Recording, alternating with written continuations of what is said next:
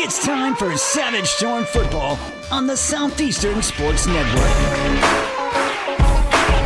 The Savage Storm are brought to you by Choctaw Casinos and Resorts, First United Bank, the Chutta Foundation, and the Choctaw Nation of Oklahoma. Savage Storm Athletics are sponsored by U.S. Cellular, Shelburne Heating and Air, Cherokee Communications, and El Caporal.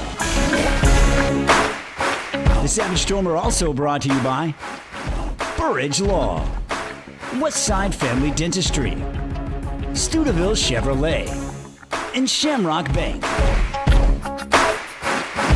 Also sponsoring the Savage Storm, Taco Casa, your local Texoma Chevy dealers, Excel Therapy, and The Wine Cellar.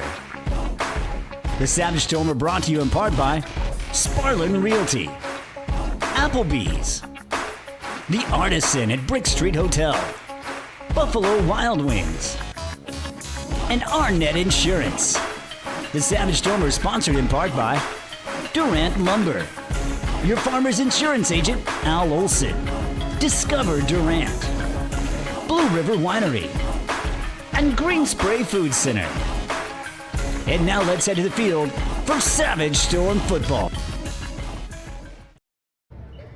And a good Saturday afternoon, and welcome into the campus of 1,000 Magnolias, the home of Rodman, Reba, and Crystal. It is homecoming 2025 as Southeastern Oklahoma State welcomes Henderson State to Spend Life Wisely Stadium. Again, good afternoon, everyone. Jay Lindley alongside Rob Johnson all across the Southeastern Sports Network. And, of course, again, our home broadcast being broadcasted via YouTube. Not YouTube TV, but if you have YouTube TV, this is the only football you're going to have, so enjoy it. As Southeastern Oklahoma State trying to inch above 500 for the first time this year. They come in with a record of 4-4 on the season, whereas Henderson State, after a fast start, now 5-3 on the year. They have lost back-to-back games and are trying to avoid a 4-loss threshold for the first time since 2018. Coming up, we'll talk with the head coach of Savage Storm football, Coach Bo Adbury. We'll talk with him about last week's win over Oklahoma Baptist in a drenched stadium that was Crane Family Stadium there in Shawnee. We'll talk about those conditions, how his team prevailed, and getting ready for this one against Henderson State, a team they have not beaten in Great American Conference play. It is the First United Bank pregame show. We get it started now on the Southeastern Sports Network. Life is yours to spend. Spend it quietly.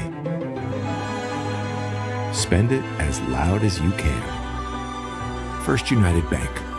Spend life wisely. Visit Durant, Oklahoma, where the people are just as special as our town. From our bustling Main Street full of boutiques, stores, and recreational shops everyone can enjoy, to our wide variety of family-friendly and fine dining options. You can enjoy cultural experiences at the newly opened Choctaw Cultural Center, or tons of water recreation activities on Lake Texoma. Durant is a weekend of fun waiting to happen. Plan your next adventure at discoverdurant.com. The Choctaw Cultural Center is so much more than a museum. It's an adventure. Hear the living stories of our vibrant people and walk in the footsteps of our ancestors. Understand the ways of the warrior, then let your inner child play. Learn a delicious new skill or eat your fill at the cafe. We can't wait to welcome you into our dance circle. Explore and discover the past, present, and the future of the Choctaw people. Plan your visit today at ChoctawCulturalCenter.com. There's something about Texas and Chevy. The Colorado, the Silverado 1500, the Silverado HD, and the Silverado EV. A Chevy lineup designed to tackle what Texans take on every day. It's Chevy Truck Month, and now get $6,350 total value on this Silverado. Plus, Texas residents can get $3,000 bonus cash on Silverado LT models. Life is yours to spend. Spend it with small steps. Spend it with giant leaps. First United Bank. Spend life wisely. Welcome back to the First United Bank pregame show here on the Southeastern Sports Network. Time for our weekly conversation with Coach Bo Adbury. Wet one this past week there in Shawnee, and a game that you guys come out victorious. Rob joked during the halftime show as to what it was you would say at half. What do? Go into the locker room and go, guys, keep doing what you're doing, just hold on to the ball. Is that pretty much the way it went? Yeah, that's what it was, and it was tough. We were up and down the field, but just couldn't hang on to it. Bad weather. And I kind of had to feel like, okay, if we can just hang on to it, we got a chance in this thing, and was proud of the way they finished, of course. Of course, the big explosive play that got you going, the run from Cameron Lockhart. Talk a little bit about that and just that explosiveness in that weather and what it did to the sidelines. Yeah, we've all seen over the course of the past few weeks, he's got a different gear, and he hit it the other night. Guy had an angle, and he didn't have it very long. Of course, it excites everybody, and it's a game of momentum a lot of times, and we gained the momentum there, and was a really good run and blocking, and got our team juiced up. Kind of a two-part question here. What was it that your defense was showing you throughout that game that gave you the confidence to go for it on fourth down with a fake punt deep in your own territory? Yeah, at that point, neither offense was doing a whole lot, and I had a whole lot of confidence in those guys with a lot of 3 and outs. And we'd watched the film all week as far as the punt team goes, and they didn't line up exactly the way I thought they would, but I thought we would get Day on one of their guys, and I thought he might be able to make him miss, and he did. And talk about Johnson, because I can tell he's been dying to run the ball this season anyway. Yeah. He might have been more hyped the entire team after that. Well, again, and then he started lobbing you to carry the ball. Yeah, no, it wasn't the exact alignment I would have liked to have, but after we came out, from third to fourth quarter, I was talking to him, and I saw Day had his grill in. I figured he would kill me if I called a timeout and called it off, so I let him beat that one guy, and he did it. He said he would all week, and he proved it right. Another one of those games for Donovan Shannon, and he does it this time on the ground and out of the backfield catching passes, was very key in that go-ahead drive. Had, well, not one, technically one, but 2 catches. One was called back on penalty and then punches it in. Just his all-around performance. Yeah, the response by everybody after getting in the end zone and having a penalty, I was very proud of. He's grown tremendously each week for the past few weeks, and boy, he was running hard. It was very exciting to see. Talk about the decision. You go through the entire third quarter without a pass attempt. Obviously the field conditions had something to do with that, but you had to feel pretty confident in what you guys were getting.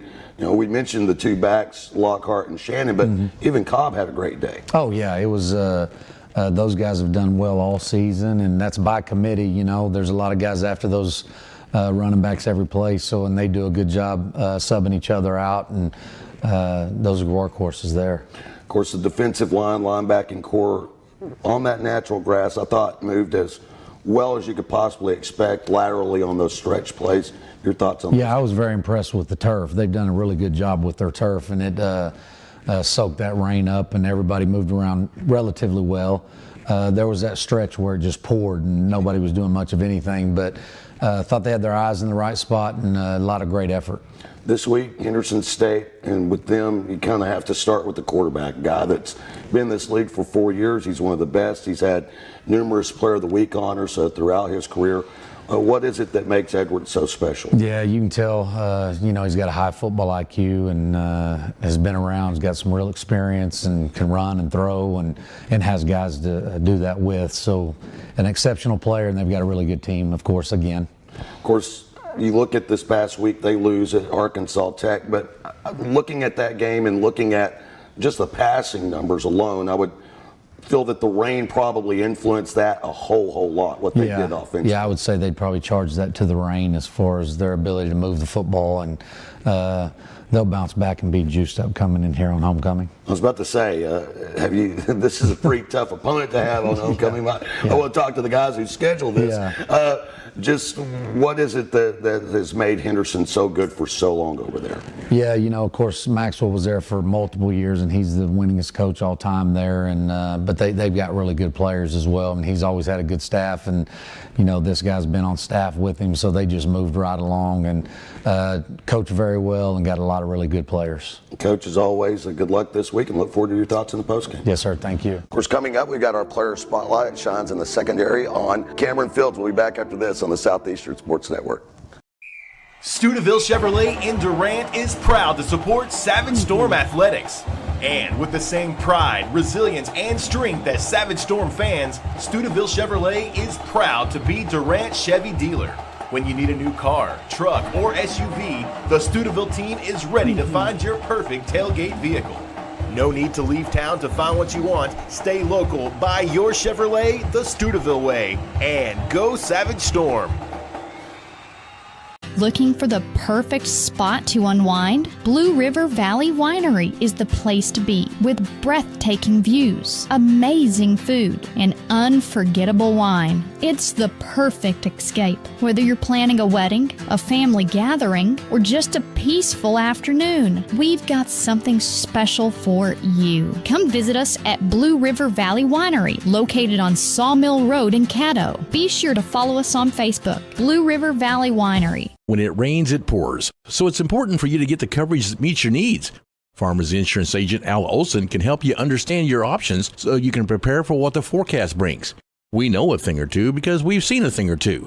Learn more by calling Agent Al Olson at 580-924-3898 to find out how he can help you protect the things that matter most to you. That's Al Olson at 580-924-3898.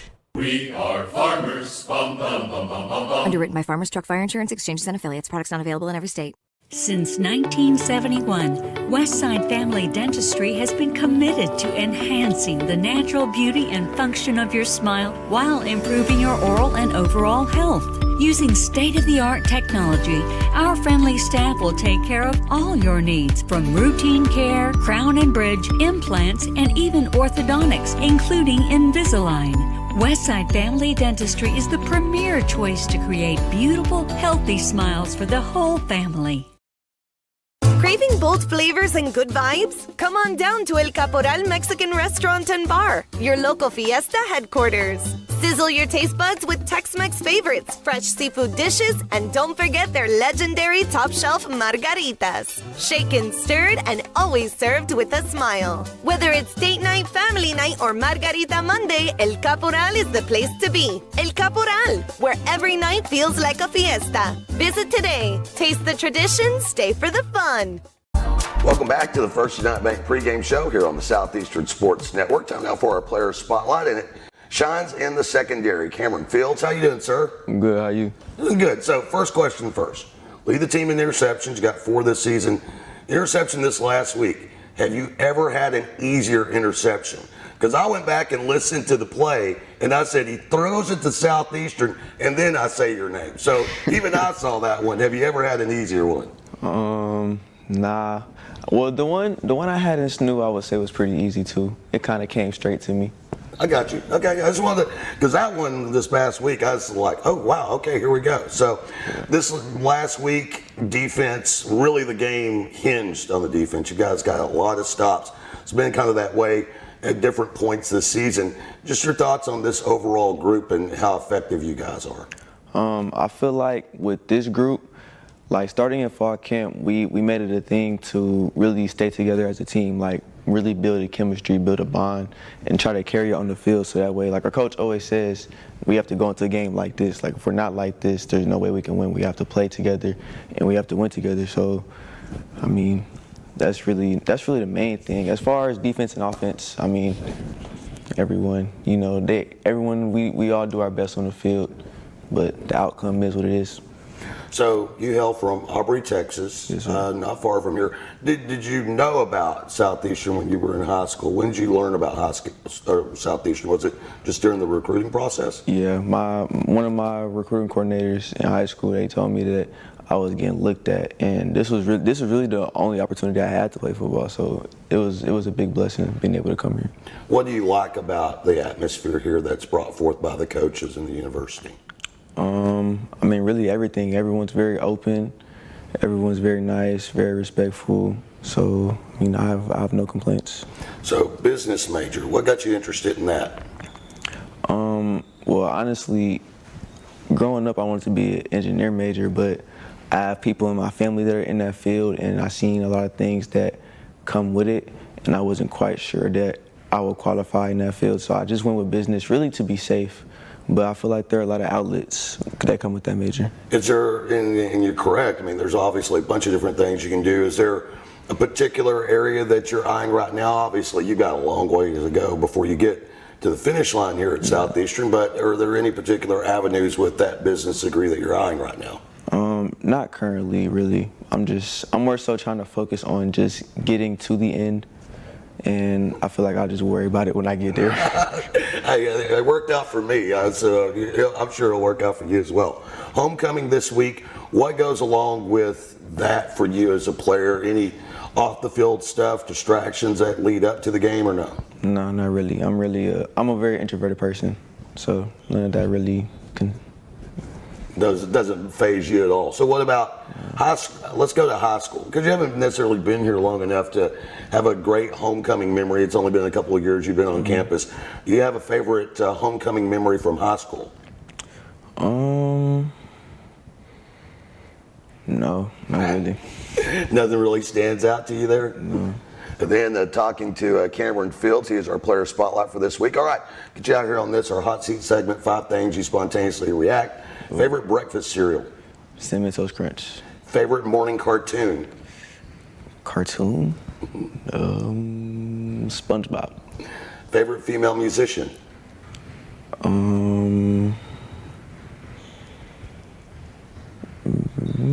Fantasia. Souped up car or jacked up truck? Souped up car. What does it mean to be a member of Southeastern football?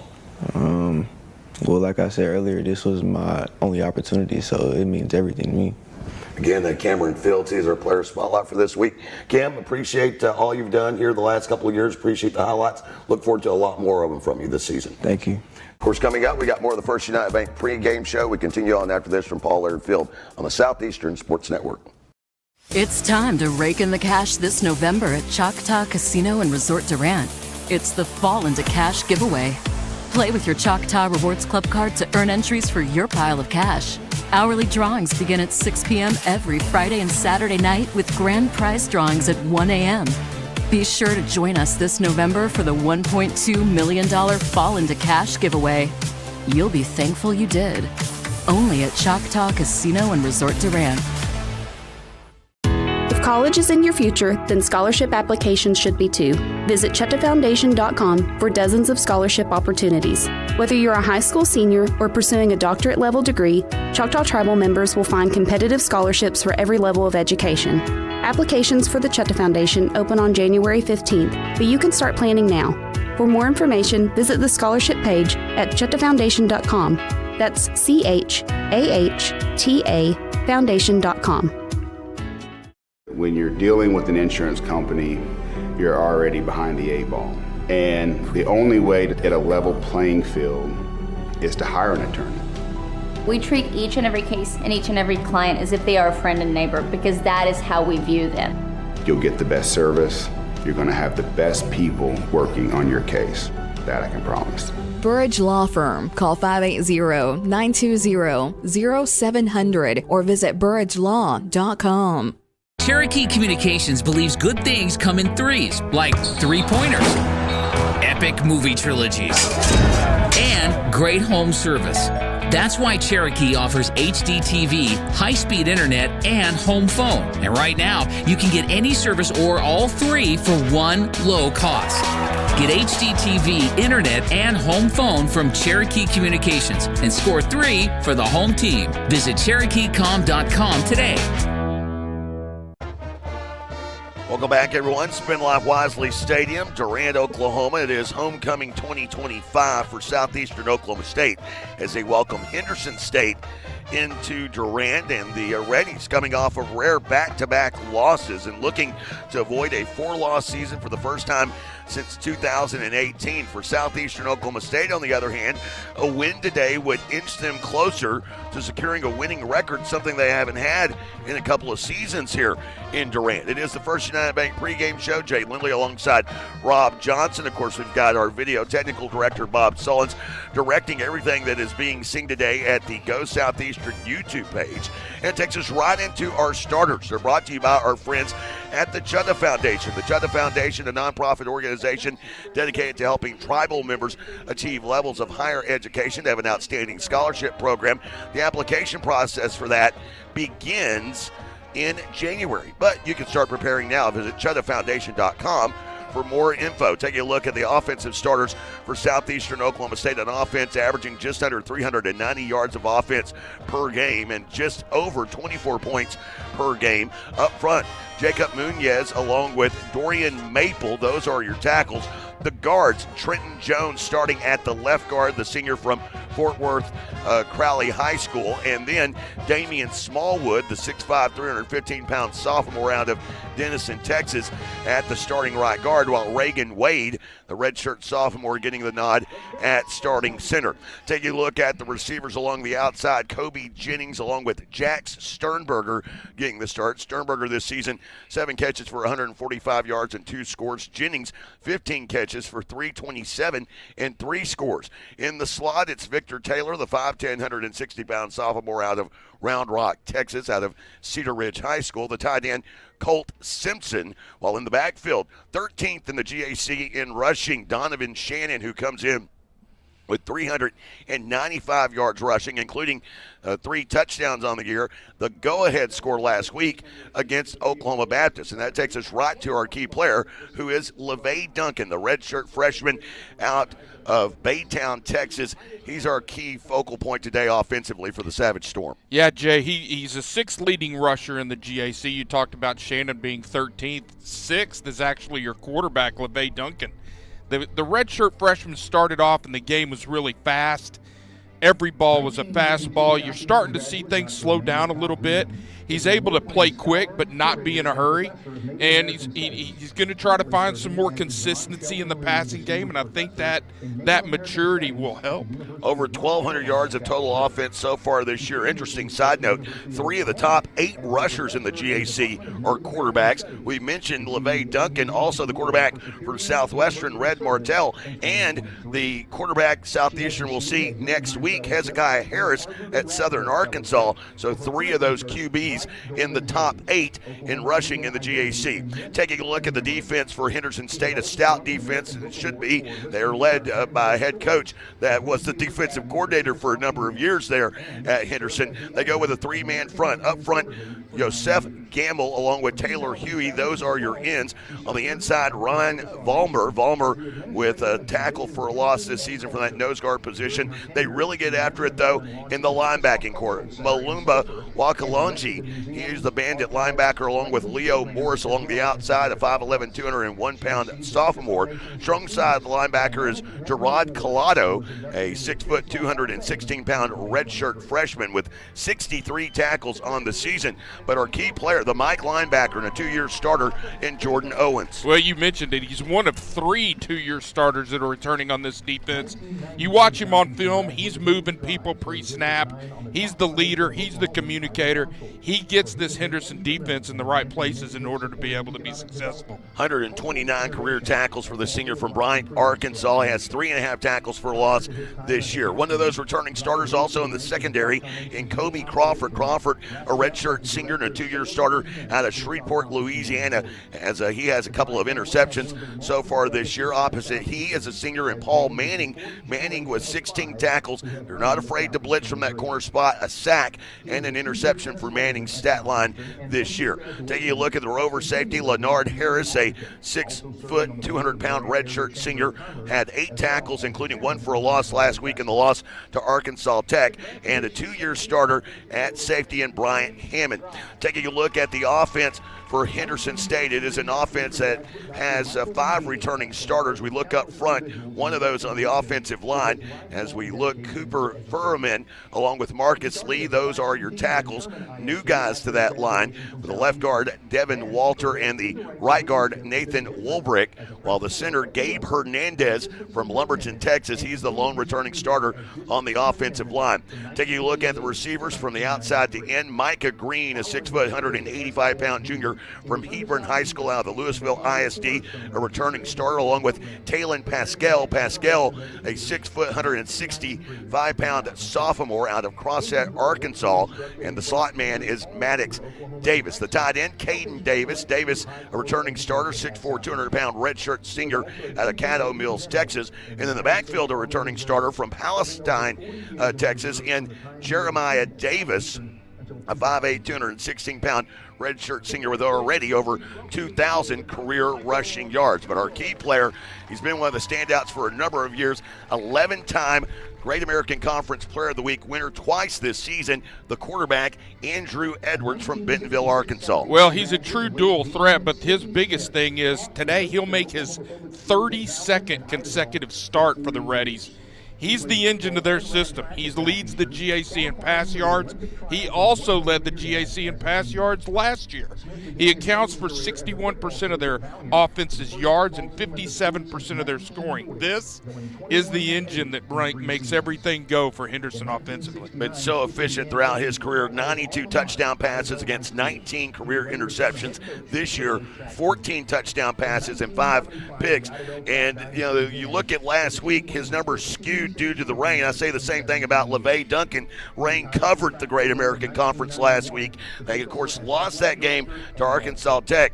You look at his numbers, pedestrian, 17 of 33, 110, passing, no touchdowns. But the other thing he didn't have an interception, and that's why they're always going to be in it.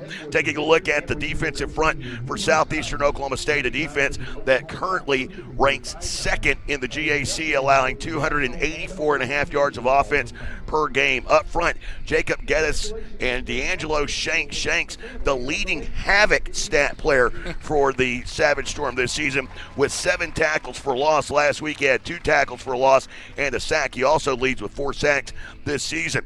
Opposite he, the 6'2", 245-pound junior out of Flower Mound Markets High School in Jacob Geddes, while on the interior, a couple of big guys up front. Jordan Hood, the 6 foot, 340-pound redshirt junior out of Elgin, Texas, with 85 career tackles to his credit. Very tough to do from that position, by the way. And Joshua Johnson, the 6'2", 290-pound junior out of Southwest Baptist College, transferred in, did not play a week ago. Taking a look at the linebackers outside the end, Will Wallace, the returning starter from Denison, Texas. Opposite he is former Denison Yellow Jacket teammate and Datarian Johnson. In the middle of that linebacking core, our key player this week with 185 career tackles, the redshirt junior from Bartlesville, Oklahoma, Braden Winters. He wears number 4. He's the Mike linebacker. He's in the middle of everything, kind of like on the other side. He gets everything in the right place. Last year he was a top 5 tackle in the GAC. This year he's had a steady season. He's missed some time with injury.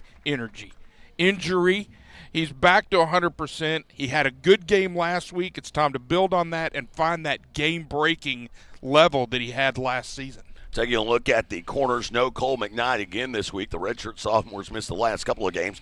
In his place, the 6'1", 195-pound junior from Colleyville, Texas, Josh Dobbins. Dobbins with a couple of interceptions this season, had 2 tackles last week. And our player spotlight interviewee this week, the redshirt sophomore out of Aubrey, Texas, a 6 foot, 182-pound Cameron Fields, is one of the top interceptors in the league. 4 picks so far this season, had 1 last week in the win against Oklahoma Baptist.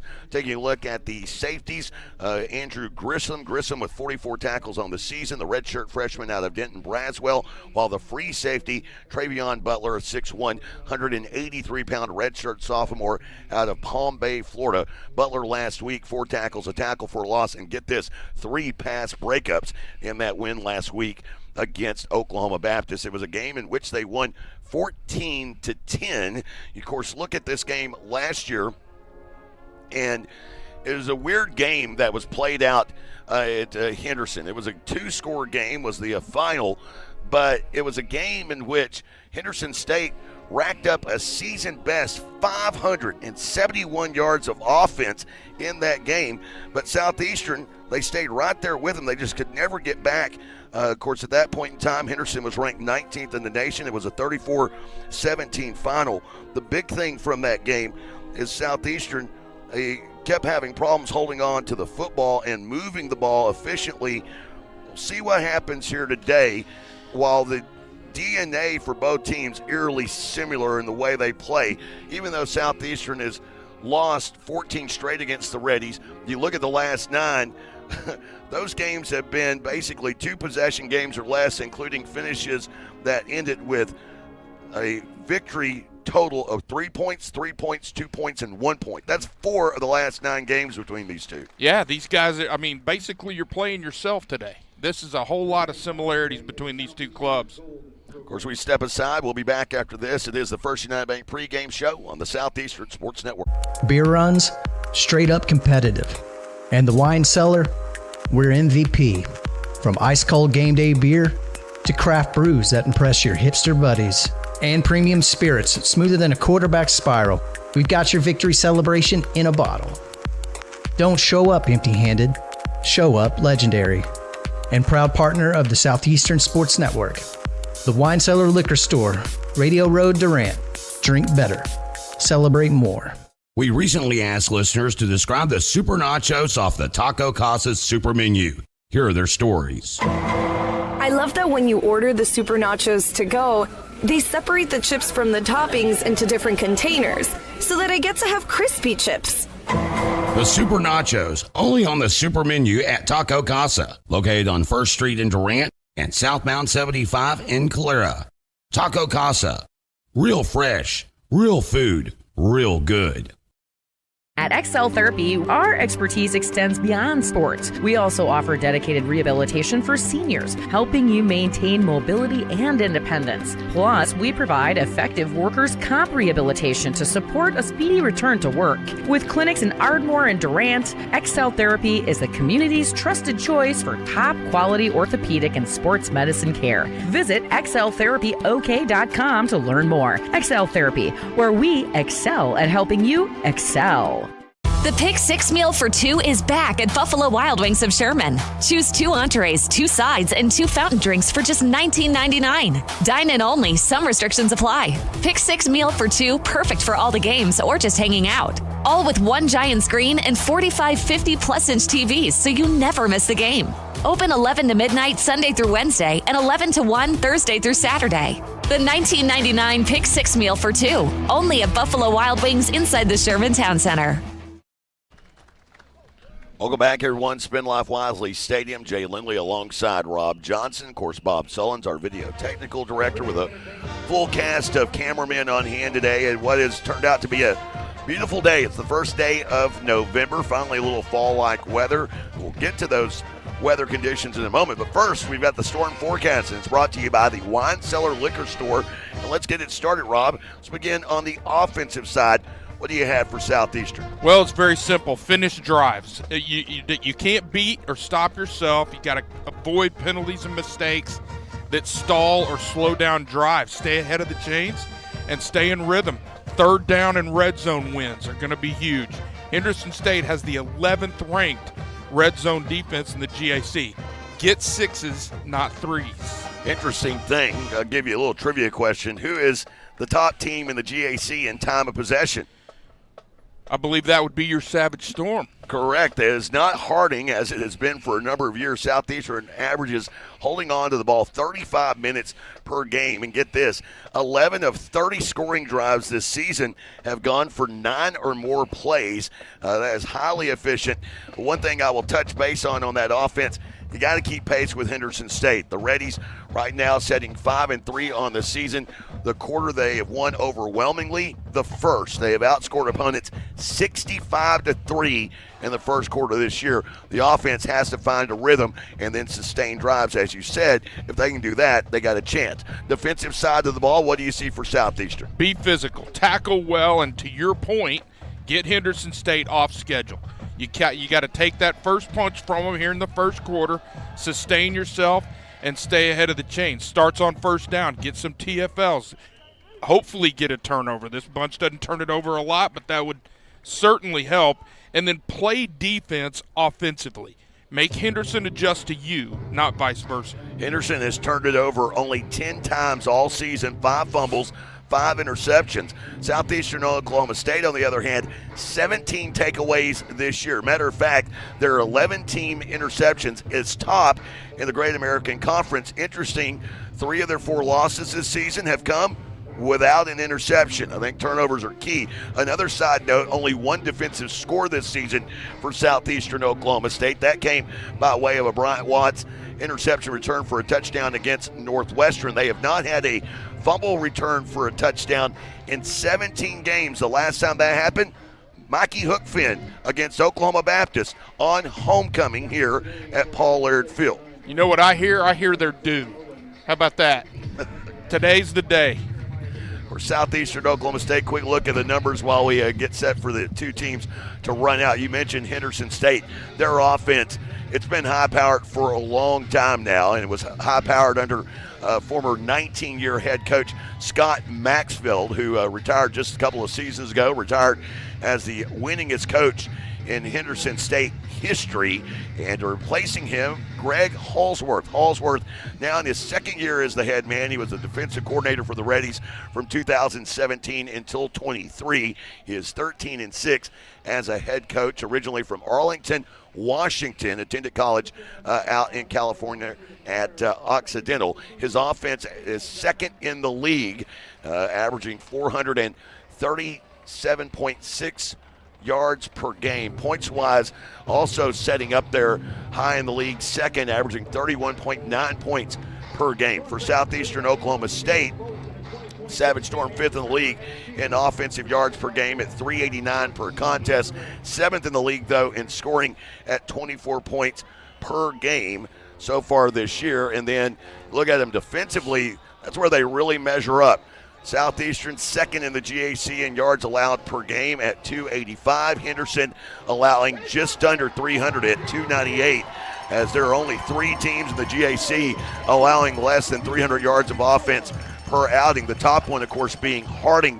Henderson setting at 3rd. Henderson, though, 3rd in points allowed per game. They allow 19 points per contest. Southeastern 6th in the league, averaging basically just allowing 3 more points per game than that at 22.9 points per contest. Yep, guys, I mean, at the end of the day, we talked about it earlier. You and I talked about it during our game prep earlier this morning. You're playing a team that is very similar to you but has a much more experienced quarterback. You're going to have to contain him, try to get him off the spot, get them off schedule. Let's go ahead and take a look at the pregame weather conditions brought to you by Shelburne Heating and Air, your locally heating and air experts. As here's Rob Johnson with a quick look at what has turned out to be a great day. It was cloudy early. Clouds have dissipated, and it's nothing but sunshine here in Durant. If you can hear the relief in our voices, it's been a hot one this year, but today finally fall has fallen. 64 degrees at kickoff. Going to go down to 59 by the end of the game. At least I hope we break 60. And northeast wind at 6 miles an hour, 74% humidity, although you can't really feel it. The wind's moving a little bit, and just an absolutely beautiful day here. Of course, we had that brought to you by Shelburne Heating and Air, your locally owned heating and air experts. For more info, visit shelburneheatair.com. Of course, the storm forecast brought to you by the Wine Cellar Liquor Store. Beer runs, they are a sport. The Wine Cellar, their MVP. Don't show up empty-handed, show up legendary. The Wine Cellar Liquor Store, Radio Road in Durant. Drink better, celebrate more, celebrate responsibly. Coin toss results. Henderson State won the toss. They chose to defer their option to the second half, which is typically what most teams do. As a result, Southeastern will receive the opening kickoff, and they will travel north to south or left to right on your radio dial. Your officials today, Michael Gervais, no relation to Ricky. Headline judge is Brett Hilton. The side judge, Alexander DeCherry. The back judge, Scott Johnson. As the umpire, Peter Kirsch. The line judge, Jeremy Goodrich. And the field judge, Jason Pugh. The center judge, Glenn Williams. It'll be a south to north kick for Henderson State's Ryan McDonald. Of course, kickoffs this season brought to you by U.S. Cellular. Be sure to enter today for your chance to win $10,000, courtesy of U.S. Cellular, who, by the way, just merged with T-Mobile. But they're still giving away that $10,000. Go today and enter in the 10K Life in Usmode sweepstakes. Visit giveaway.uscellular.com and make your play today. Henderson State booting this one away to get things underway, and into a trot is McDonald and an end-over-end kick. Filled it by Lockhart at the 6. Brought out over the 15, 20. Lockhart spun down over the 25. And shaken up for Southeastern Oklahoma State is Trevin Hohenberger. Hohenberger coming up a little limp with that ankle there. Yeah, he got it kind of folded up under him on that return. He's trying to get a block, and that ankle just kind of gave way on him. Hope he's okay. So Savage Storm begin this at their own 27-yard line. They come out a tight end in this set. Nunez getting the start to the outside instead of Jennings. We've seen that a couple of times this year. So it's Nunez, the receiver, to the right. Sternberger, the receiver, to the left, with the tight end Simpson lined up over the left side of the line. In a two tight end set. Snap back, Duncan wants to run, runs left side. He is met at the line, no gain on the play. Punishing tackle by Leo Morris. Boy, some extracurriculars out there on the outside, and I got news for you. That Sternberger kid's not going to back down. That's in his DNA. So 2nd down and 10 after that run of no gain. Started off with a quarterback run to the left. They have Shannon now to the right of LeVay Duncan. Duncan in the gun, receives the snap. Rolling out to his right, looking to throw. Pressure comes, pressure connects, and it's a sack inside the 20-yard line. Coming through and making that stop was Leonard Harris, the safety, I think. No, excuse me. It was Jordan Owens missing the 1 there. I saw the 0. As Owens, our key player on defense, already making his name known. That's just his first full sack of the season, just his 3rd sack of his career. Well, they brought some extra people. It was a design rollout to the right side. It kind of cuts your reads in half, makes it a little simpler look, but as a result, the pressure was able to get there. Now you got a big, long 3rd down here. Now loss of 8 on the play, so 3rd down and 18. Snap back to Duncan, jailbreak blitz. They dump it out on a screen to Colt Simpson, and Simpson able to try and get it back to the original line of scrimmage. He stopped at the 24 after a gain of 7, and so 4th down here for Southeastern. Well, we talked about finishing drives. It starts on 1st down. You got nothing on 1st down. Big loss on 2nd, makes a 3rd down almost, not impossible, but certainly not likely. And now here you are with not a very good start, a quick 3 and out. Pascal back to return. He's got a couple of returns this season, including 1 for a touchdown. This an end-over-end kick toward Pascal. Filled it, wants to make a move, then bounces off of a tackle and runs smack into another big open field hit delivered by Jacob Brewer. That was after he spun out of a tackle attempt from Andrew Grissom. There's a flag back at the 37-yard line. Wonder what we might get here. You would assume it's some kind of a hold on the receiving team. That's typically what you get in situations like that. Grissom showed up early right there as he caught that ball with the kill shot. Got to wrap him up.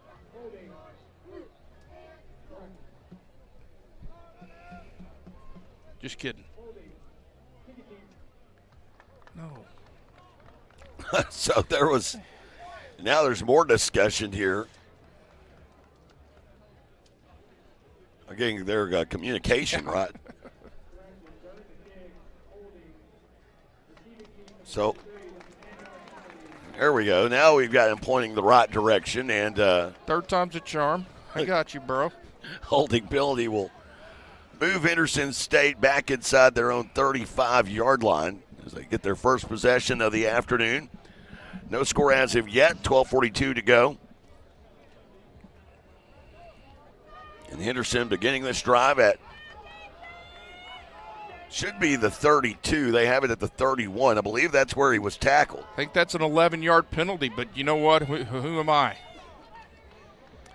So Henderson will begin this drive at their own 31, and we get to see Andrew Edwards. He's passed for 1,819 yards this season, including a career-long 94-yard pass. Here's a shovel pass coming around to the near side as Pascal the ball. He's absolutely obliterated over there, and a big-time hit. Joseph Jones, who delivered the big hit last week that made the Mix 96.1 highlight reel. Well, you talked about trying to get a turnover. There it was. Ball just flew out of his hands after the hit there. Helmet right on the ball. Unfortunately, it bounced right back to him. However, it did turn that into not a loss play, no gain. So second down now. In motion again is Pascal, this time right side of the formation. Shovels it out to the right, trying to make his way to the edge was Trent Haygood. And Haygood able to pick up some yards out to the 37-yard line. They have a stable of backs at Henderson State. Of course, we mentioned Davis and what he's done this season. Chris Ganaway, one of those backs who's also had action, a redshirt sophomore who's rushed for 150. And they got Frederick O'Donnell back, who last year appeared in only 2 games due to injury, the senior. So plenty of running back options for the Reddies. There's third down and 4. As Micah Green sets up in the left slot. Now Edwards under pressure. He's flushed out to his left. Stiff arms to Tarian Johnson, but then just falls down as Johnson was chasing him into the sidelines. No gain on the play.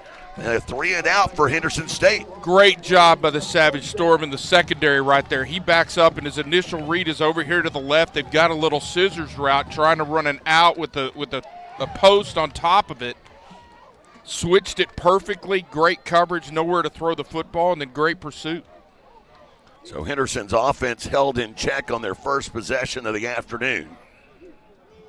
Able to pick up 5 yards before having to punt this one away, and it's Axel Robertson, just his 26th punt of the season. This one checks up, takes a ready bounce, hit the helmet of a blocker, and a heady play there by Andre Williams to recover that. That was a live ball. It hit off the top of Lester Jr. That'll take us to immediate timeout. 10:43 to go in the first. No score here in Durant on the Southeastern Sports Network. Life is yours to spend. Spend it quietly. Spend it as loud as you can. First United Bank. Spend life wisely. The Artisan at Brick Street Hotel in historic downtown Durant, where elevated American cuisine meets craft cocktails in a refined yet comfortable atmosphere.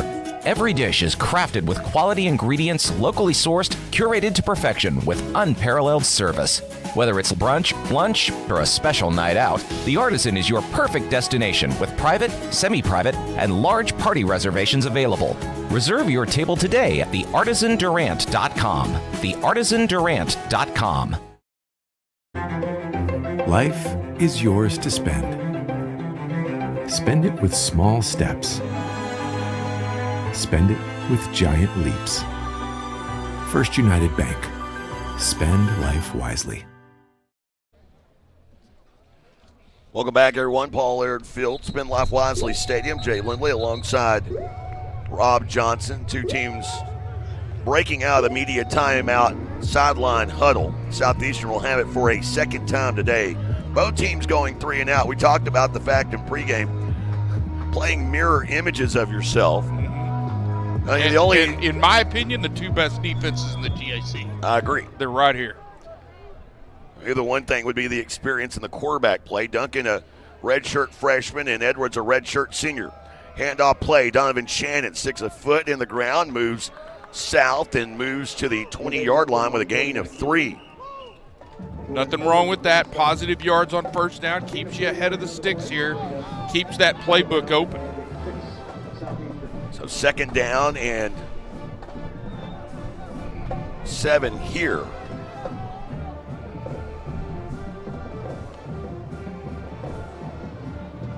Call it 2nd and 6.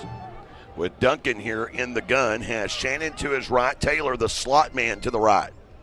Kobe Jennings seeing his first action of the day. Lined up out wide right. They'll hand off Shannon. He's gobbled up in the backfield. There was absolutely nowhere to go. Braxton Baker, a redshirt freshman, got back there.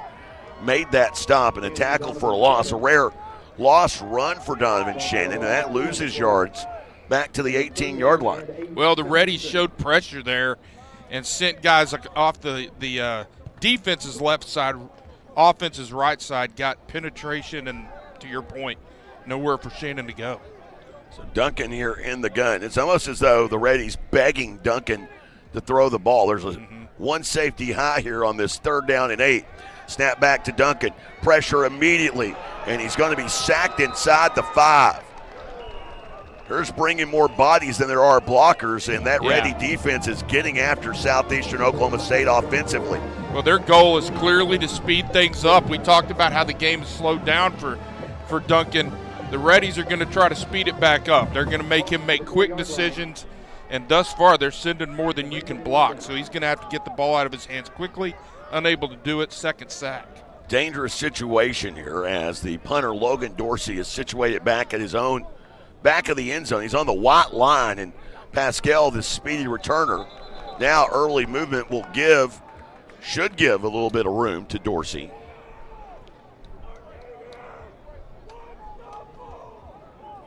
And they'll say offsides on Henderson State.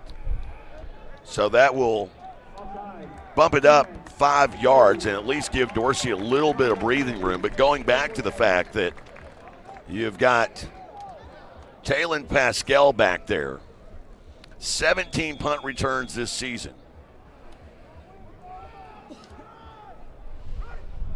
And here's Dorsey receiving. They come after it. It's blocked. It's in the end zone. It goes out of the back of the end zone.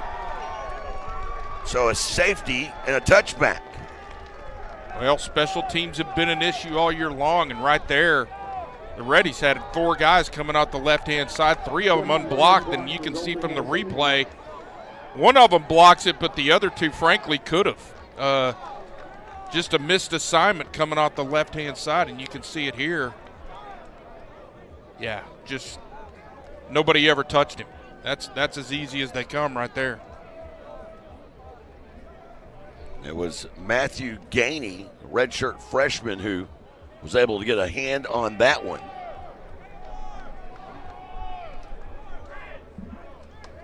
So with 8:32 to go here, it's a 2-0 ball game. Didn't see that on bottom my of the bingo. 3rd inning, right? Didn't see that on my bingo card. Well, and following the safety, you've got the free kick from the 20-yard line. Clearly, that's going to put you in a position you're kind of going with whatever wind there is. So you want to get as much kick as you can here. However, you don't want to kick it so far that your coverage can't get down there. You and I have talked about this many times, and I've never really seen a distinct stat on this, but it feels like anytime you come off of a safety, the following offensive possession is also successful. So it'll be incumbent upon this defense to get a stop here. Of course, want to avoid the speedy returners that are back there as well. We talked about Pascal. And he is back at his own 20-yard line. As Cox will have to kick this one away from the 20 following the safety.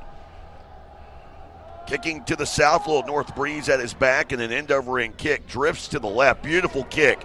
And it checks up at the 10. Finally picked up and finally ended at the 20. You couldn't have asked for anything more than what you just got from Dylan Cox if you're a Southeastern fan. He out-kicked the returners. And that little hesitation on the return was enough for the coverage team to get down and hem up Henderson as they'll begin this drive at their own 20-yard line, when in reality, you probably thought they would have at least started around the 35. Absolutely. Typically you do. Just a great kick from Cox and good coverage from the Southeastern coverage team. So 8:27 to play here in the first. A 2-0 lead for Henderson State. And Henderson will begin this drive at their own 20-yard line. Empty backfield for Edwards. Wants to pass, fires out, and Datarian Johnson just missed it as Joseph Jones wraps up, still on his feet, as Micah Green. The play is blown dead by the whistle. A gain of 5 as Datarian Johnson was seeing pick 6. Yeah, he was one step away. As you look at the replay here, he is right there, and it just gets through there somehow. And good job of his mates to rally and keep it to a 5-yard gain. 2nd down and 5. Edwards now with the tailback to his right, receives the snap, handoff. And up the middle will go Trent Haygood. Great job rallying to the football and a great job tackling. We talked about that in our storm forecast. That's going to be a key factor. They did a great job there rallying to the football, getting a lost play, bringing up a 3rd and full 6 here. So an empty backfield look here for Edwards on what is 3rd and 6. Now late to the party, slot man Micah Green. He's lined up on the right side. Edwards receives the snap. Looking to pass, looking left, now looks over the middle. Now trying to find some wiggle room, still dancing around. Now on the run, Geddes giving chase, diving effort into the sidelines, incomplete. And Southeastern's defense holds there. Great job defensively on the far side by Isaiah Murphy. Great job, and even if he catches the ball, he's short of the line to gain. So credit this defense once again. How many times have we said that this season? Being put in a bit of a sudden change situation, and they do a great job containing the dual threat quarterback and getting coverage downfield. So 4th down, the punt team comes back out for a 2nd time today. Robertson, who, as I mentioned, that was just his 26th punt a moment ago. He's averaging 44 yards a punt this season. And here's a boot that wobbles to the right, hits at the Southeastern 40, and then a diving effort to stop it at the 42-yard line by Aiden Ramirez. So Southeastern with their best starting field position of the day, as they will begin this drive just short of the midfield stripe after a 34-yard punt. Southeastern media timeout. We'll go ahead and leave it here. Take this opportunity to tell you about our friends at Choctaw Casino Resort Durant. Coming to Durant this fall. Be sure to make your way out to Choctaw Casino Resort Durant and fall into cash. That is the fall promo. It's every Friday and Saturday night. You can win your share of $1.2 million, up to $15,000 cash drawings every hour from 6 until midnight, with a $75,000 cash drawing at 1 a.m. That's on Friday. We do it all again on Saturdays, but the drawing at 1 a.m., $100,000. It's the Fall into Cash giveaway at Choctaw Casino Resorts Durant. Be sure to visit the Rewards Club for more info.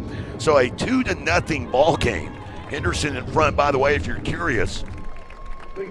The last time Southeastern suffered a safety, you got to go back 40 games. It occurred against Southwestern Oklahoma State. That game at Southwestern. That was the crazy high scoring affair game, if you remember.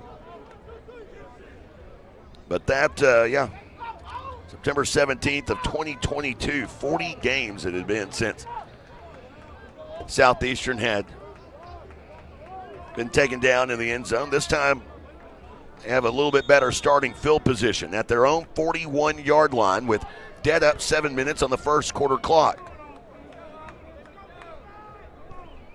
And Duncan in a pistol look. He'll hand off. Up the middle. There you go. For a run was Jonathan Cobb, and Cobb getting forward progress, a gain of 5 over the 45 to the 46. Now situated on the SC logo at midfield. Got to be patient with that running game and let the big boys up front eat a little bit. They did a good job getting 4 yards there. So the ball spotted right on the yellow trim of the E, and SC spotted directly between the hashes at the 46-yard line. 2nd down and 5 here for Southeastern. 2 receivers left, 1 to the right is Jennings. Now Simpson, the tight end, sets up on that right side. Duncan receives a high snap, give to Cobb. Drives, keeps plowing alone and taken down at the midfield stripe at the 50-yard line. It's going to be close to a first down, about a yard short. It's going to bring up 3rd down and 1. Well, we talked about the aggressiveness from this Reddy's defense. They're sending extra people, daring Southeastern to try to beat them through the air, but at the same time, the way to offset that aggression is to line up and just beat the guy in front of you, and that's what they've done these last couple plays. So 3rd down and 1 here. Reddy showing press coverage on the outside. Duncan with Shannon, the tailback, to his left. He'll keep on his own, rolling out to his right. Defender giving chase and then just flings it away, and not a wise decision on the part of Duncan. There were 4 white jerseys over there, and he kind of just Mahomes did out toward the tight end Simpson. Now a decision to be had here for Coach Bo Adbury. It's 4th and 1. You're at midfield. What do you do? Well, I think you've got to try to find some sustained drives at some point, but it's early in this ball game. Bo's obviously going to choose to punt this away and play field position, especially given the success his defense has had early. Of course, both defenses showing up here on this first day of November, at least through the first 9.5 minutes of this first quarter. 5:32 remains as Logan Dorsey out to punt again, and whistles will blow this play dead. The play clock had expired on Southeastern, so a delay of game.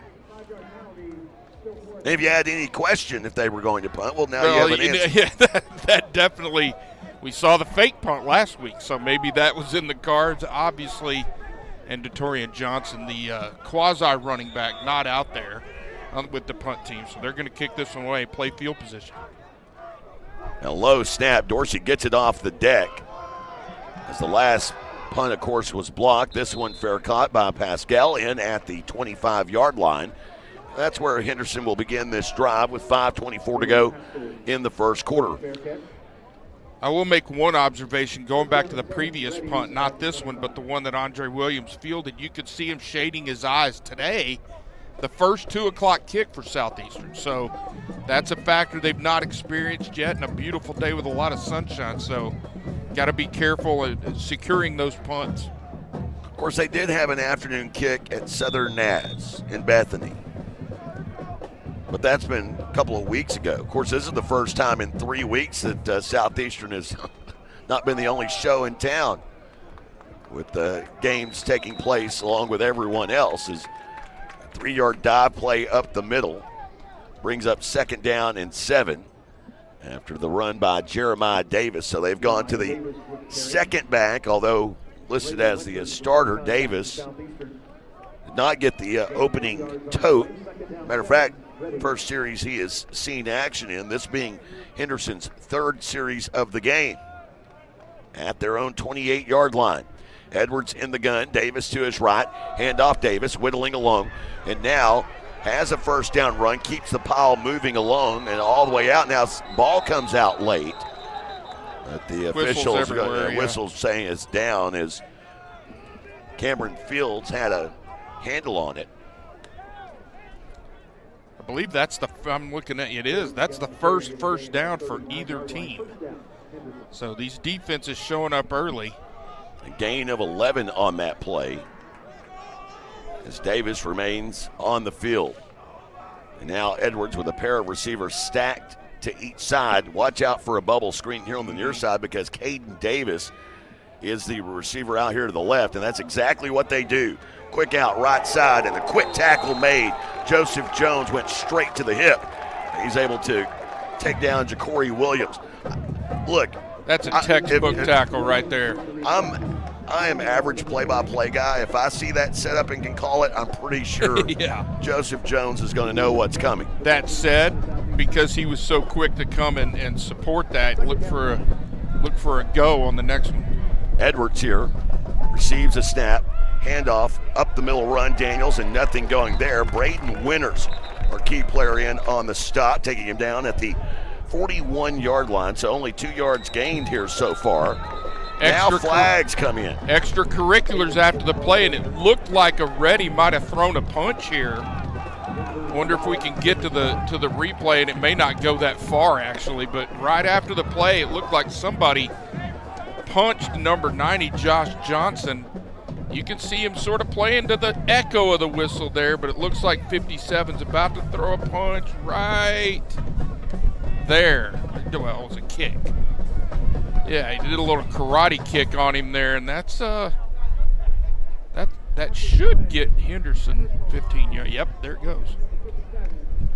So the penalty was on the center, Gabe Hernandez, the One returning starter, by the way, in that offensive line. Not what you want out of your veteran. All the way back to the 26-yard line after that penalty. Well, we talked about being physical, so they have been here early for sure. So 3rd down and 23. Of course, that a post-play foul. Exactly. Southeastern showing a loose zone look as Edwards in the gun receives the snap. Bubble out here to the near side, caught by Williams, working ahead, and then is decapitated out of bounds here on the near side by Marquise Grissom. And a great job, Southeastern backed up. That's a 3rd and a lot. But you're backed up into a zone right there, so your eyes are on the quarterback. Come up and make the play. Not quite a 3rd in the Frisco, as we heard earlier today. I started to say that, actually, but chose to avoid that, especially since Frisco's the other way. Yeah. Now a penalty on Southeastern after the fact. So an automatic 1st down. Is that the penalty on Josh Johnson? Perhaps a makeup call there. I didn't see it. But that's a big one because you had him ready to punt the football, and now you're giving him a 1st down. So after that, and not only that, the penalty will push it across the midfield stripe to the Southeastern 48. Run play left side, Daniels taken down there, and Seabach finishing off the tackle started by Joseph Jones, a gain of 2 on the play to the 46-yard line. Great job defensively. They're trying to get a little bit of a counter look there off the left side. Just a great job supporting, pushing it through there, and then getting support from your mates in the linebacking core. Moving toward the 2-minute mark here in the first. It's just still a 2-0 ball game.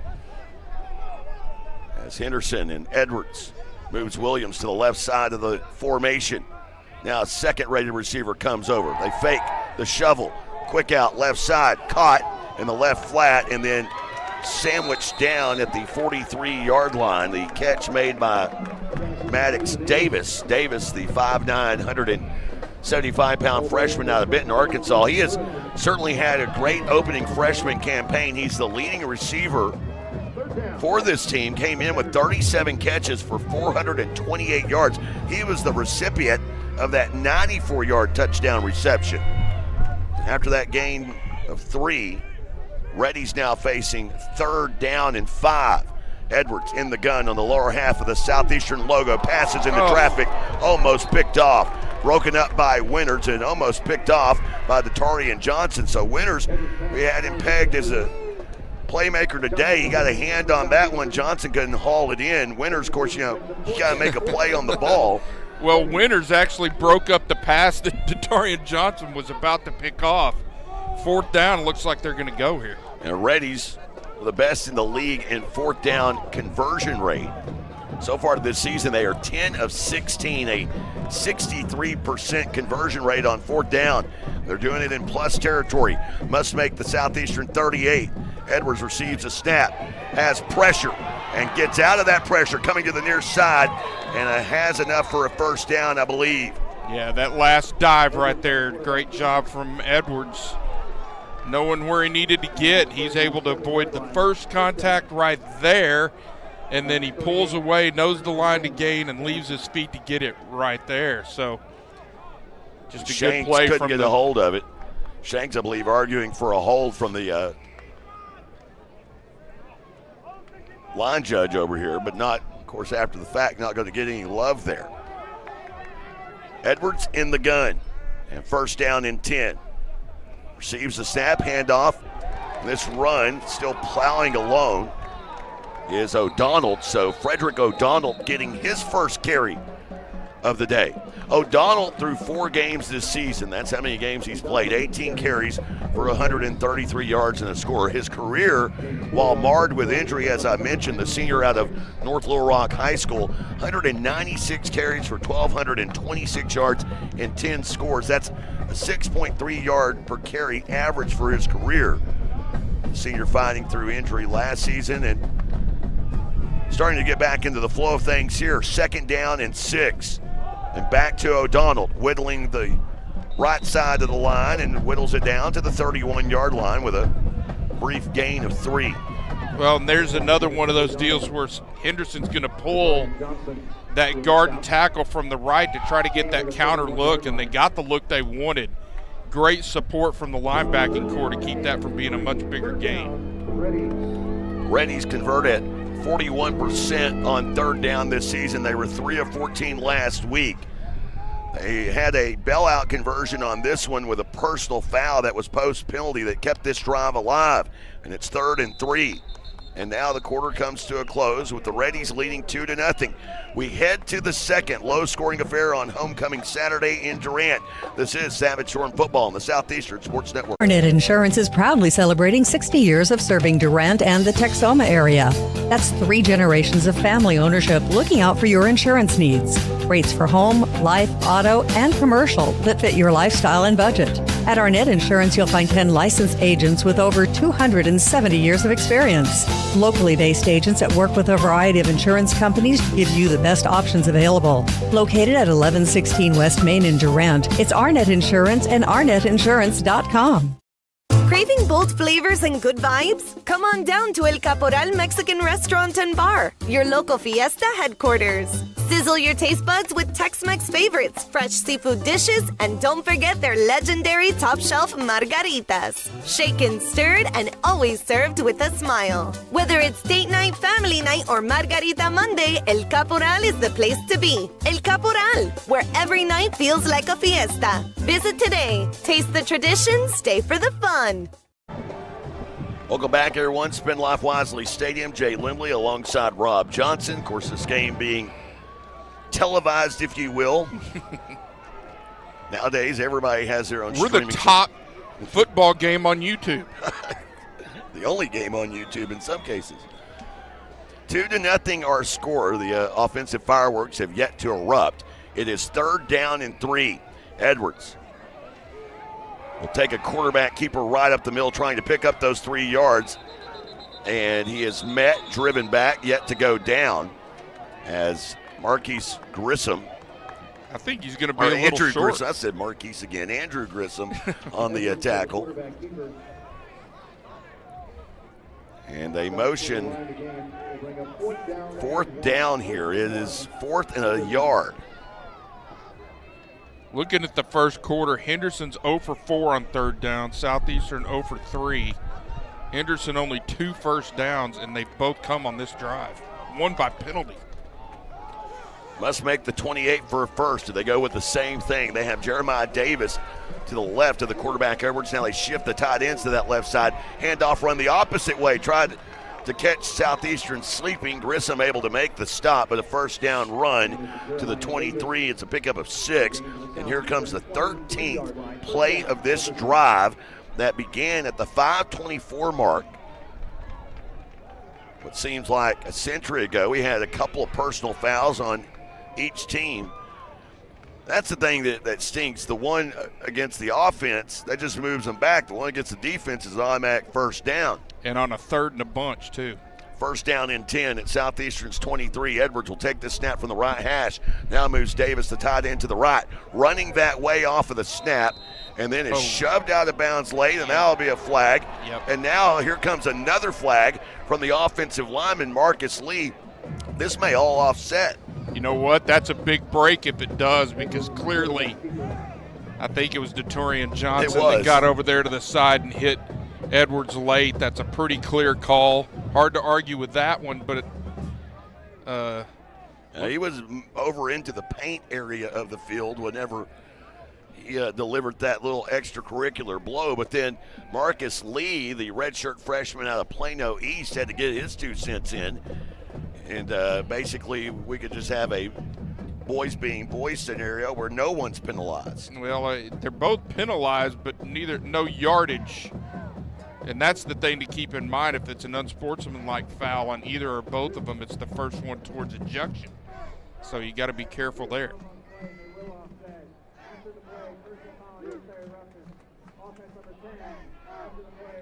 It's a tough afternoon for the officials. He's because struggling. He's been pointing there. It was let me help you with that, sir. It was number 70 to the north, number 10 to the south, We got it. He It's got the offsetting. numbers right. He just got them backwards. And you know what? He got the point both ways. He couldn't really mess that up, but that's okay.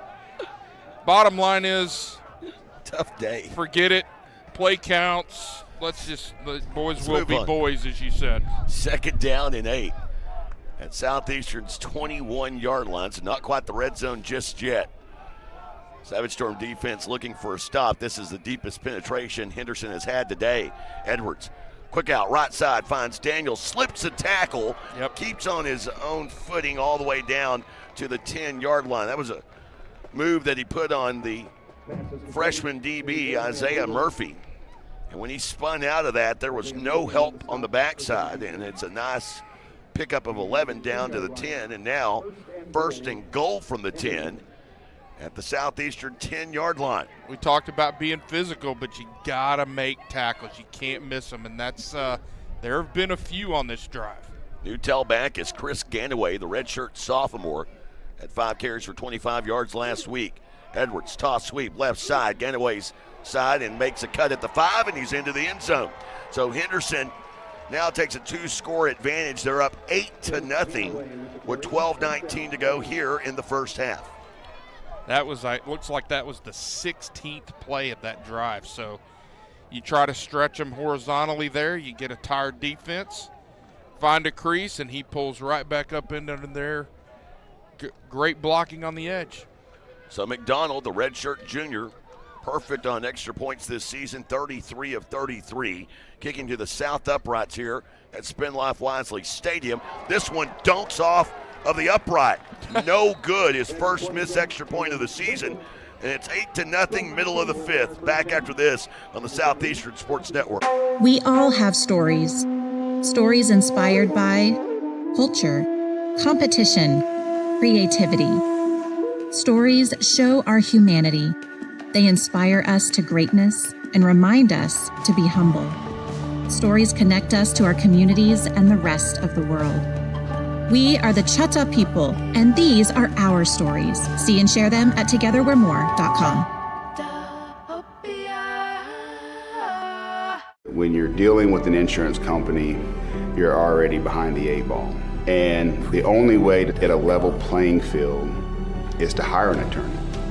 We treat each and every case and each and every client as if they are a friend and neighbor because that is how we view them.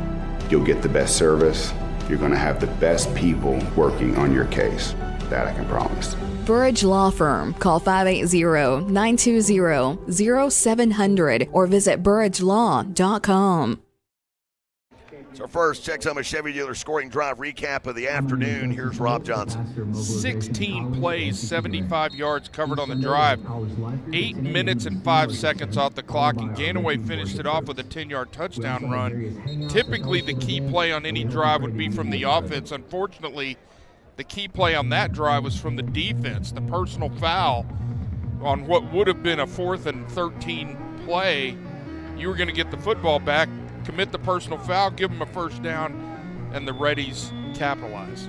It is Chevy Truck Month. Time to see why Chevy is America's most dependable lineup of trucks. Chevrolet, together, let's drive. Find your Colorado or Silverado at your local Texoma Chevy dealers. Hey, it goes through Monday, so you need to get over. If you're in Arkadelphia watching, drive to Texoma Land. We got plenty of dealers to take you for a ride in Silverado, including Paris. Paris is not far away from Arkadelphia. I know, we drive through there all the time.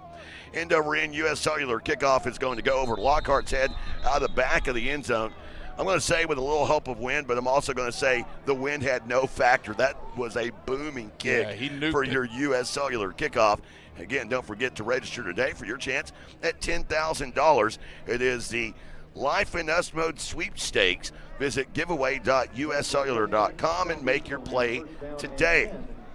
I want to remind everyone, today the final day to register, at least here at the stadium, to win that Traeger grill courtesy of Durant Lumber. You can still register in person at Durant Lumber or online at the Mix 96.1 Facebook page. We'll be giving that grill away 2 Mondays from now. So Southeastern back on offense for the first time since the 5:24 mark, way back in the first quarter, it feels like. Duncan receives a snap, handoff Lockhart. Jets are on over the 30 from the 25, a gain of 8.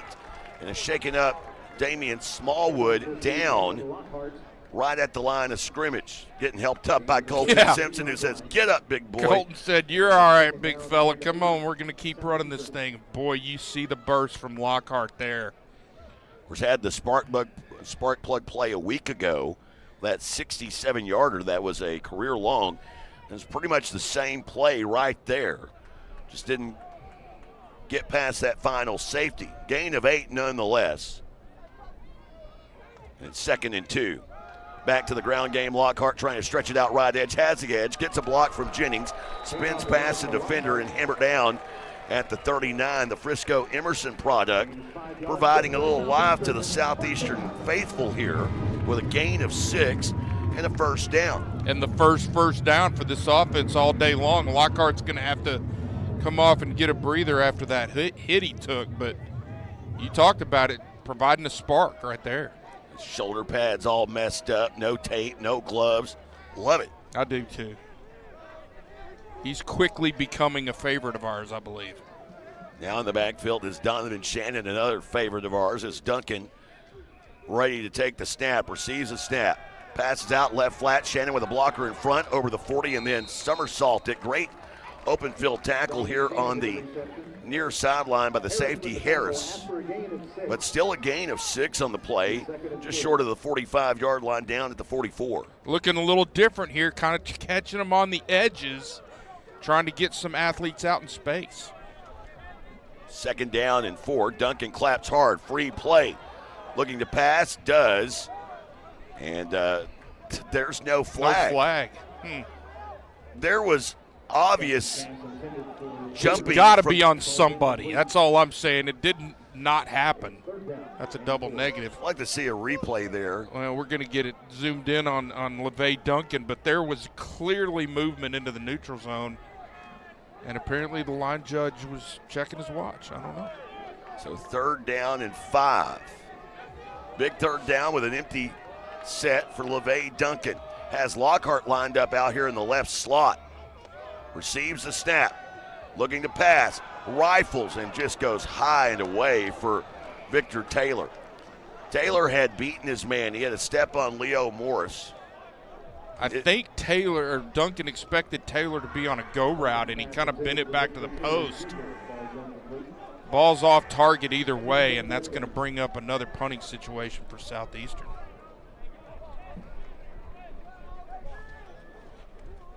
Crucial. Yep. Defensive possession here. Defense has played well through a quarter so far.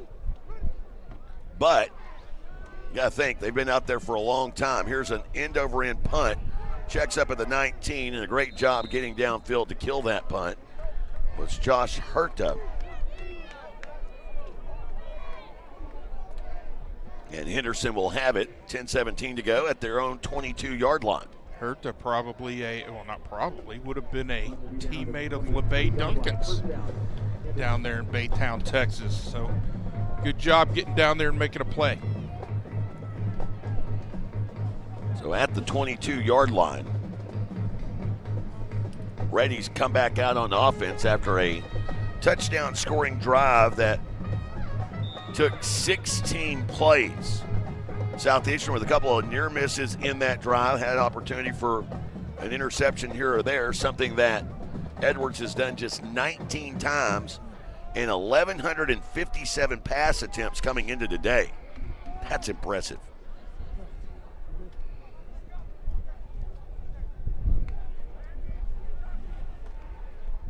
And here is Edwards on a quarterback keeper as he'll knife over to the 25 down to the 27-yard line. Gain of 5 on the play.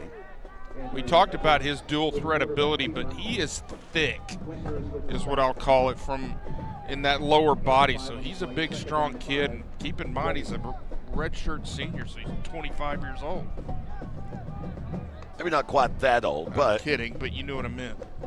Here is Edwards on 2nd down and 4. Receives the snap, handoff, fumbles. The ball is loose. He picks it right up. The ball was bouncing around, and Wallace just didn't see it there tumbling. It was another missed opportunity. Southeastern has had a couple of those. The first play of the game, the ball popped loose. That time, Edwards just, I think mishandled on the exchange. He just dropped it. I don't think the ball ever got into the running back's belly. It looked like he was trying to pull it maybe, but either way, ball ends up on the ground and ball ends up bouncing right back to him. So back to the 25-yard line now at 3rd down and 7. Henderson trying to make the 32. Edwards to pass. Pressure off of the edge. He eludes that pressure. Coming near side. Has a first down as Wallace. Don't you do it, because there ain't nothing wrong with that hit. He was running out of bounds and ran out of real estate, and Wallace gave a little shove. But still, gain of 10 on the play. Only needed 7. And they keep the drive alive. Wallace was a close right there, but you can see he's still in bounds when Wallace reaches out and gives him the shove. So, again, trying to be physical with him. That's not a terrible idea. So 1st down and 10 here. Edwards receives the snap. Handoff. Not a lot of running room going there. Picking up a couple on the play. Like Seabot got kind of tangled up there. As Dylan Jones gets his first action, the 6', 220-pound sophomore out of Houston, Texas, played his high school ball at Decaney High School. Did not play a week ago. Came in today, 45 carries for 237 yards and a touchdown, an average of 5.3 per carry. Gain of 2 on that one. Makes it now 2nd down and 8. 5th play of this drive, empty backfield for Edwards. Snap from the right hash, moving left to right. Looking to pass, fires pass, batted into the air. Zion Carter, the redshirt freshman, got a hand on it. Well, you've heard it many times. You're going to try to get a push. Can't quite get there. Get up in the air. He does a great job batting that one down and bringing up another big 3rd down here. Carter, the McKinney High product, went to Lamar initially. Wound up here in Durant, about an hour north of home. 3rd down and 8. Henderson 1 of 6 on 3rd downs today. An empty backfield for Edwards. Claps his hands. 3 receivers out left, wide side of the field. Looking that way off of the snap. Pressure in his face. Now running out to the left. Has a big running lane and another 1st down. He is hit. The ball's popped out. It's picked up by Grissom. Grissom across the 40.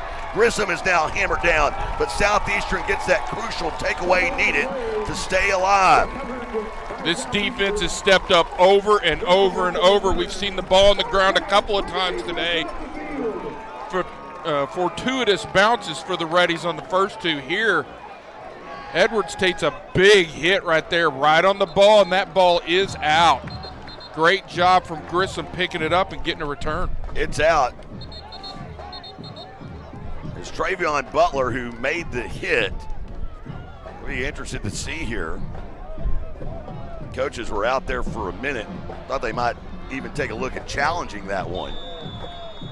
I think it's pretty clear from our replay that the ball was out before that ball, or before his knees or anything were down. He's coming out here to the left. Well, 7:27 to go. Play.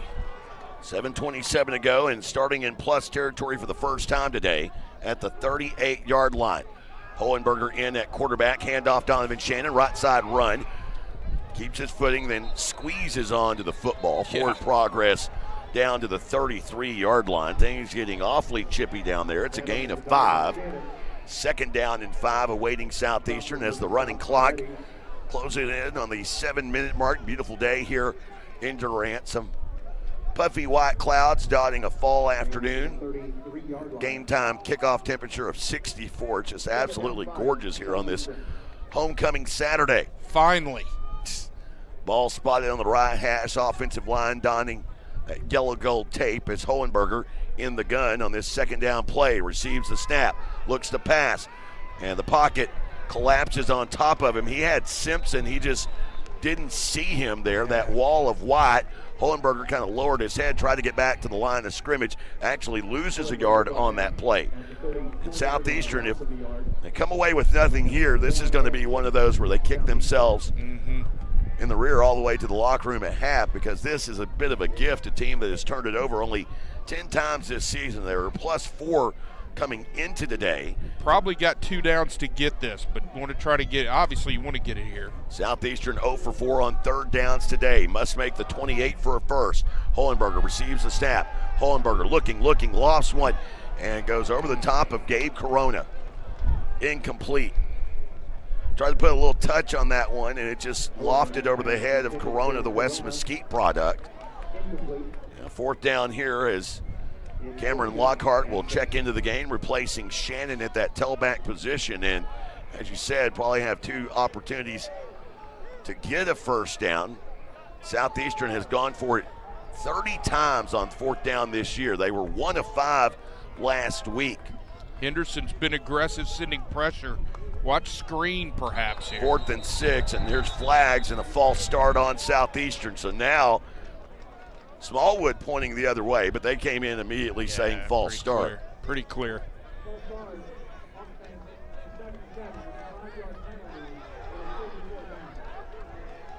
And they're calling it on Smallwood, so perhaps Sale's not in his future. At least he needs to try, needs to learn a little more. Now they're going to try to punt the football, looks like. Play field position. So missed opportunity, the first plus starting field position of the day. And when you count the penalty, and this doesn't go down as official yardage, but when you count the penalty, they actually lose a yard on this possession. Started at the 38. This punt snap will take place from the 39. They may let it run all the way out, and they do, but no flag. Knuckleball punt, fair caught inside the 15. The clock had ran to 0. There were no whistles, no flags, no nothing. We step aside for immediate timeout. Savage Storm football continues after this on the Southeastern Sports Network.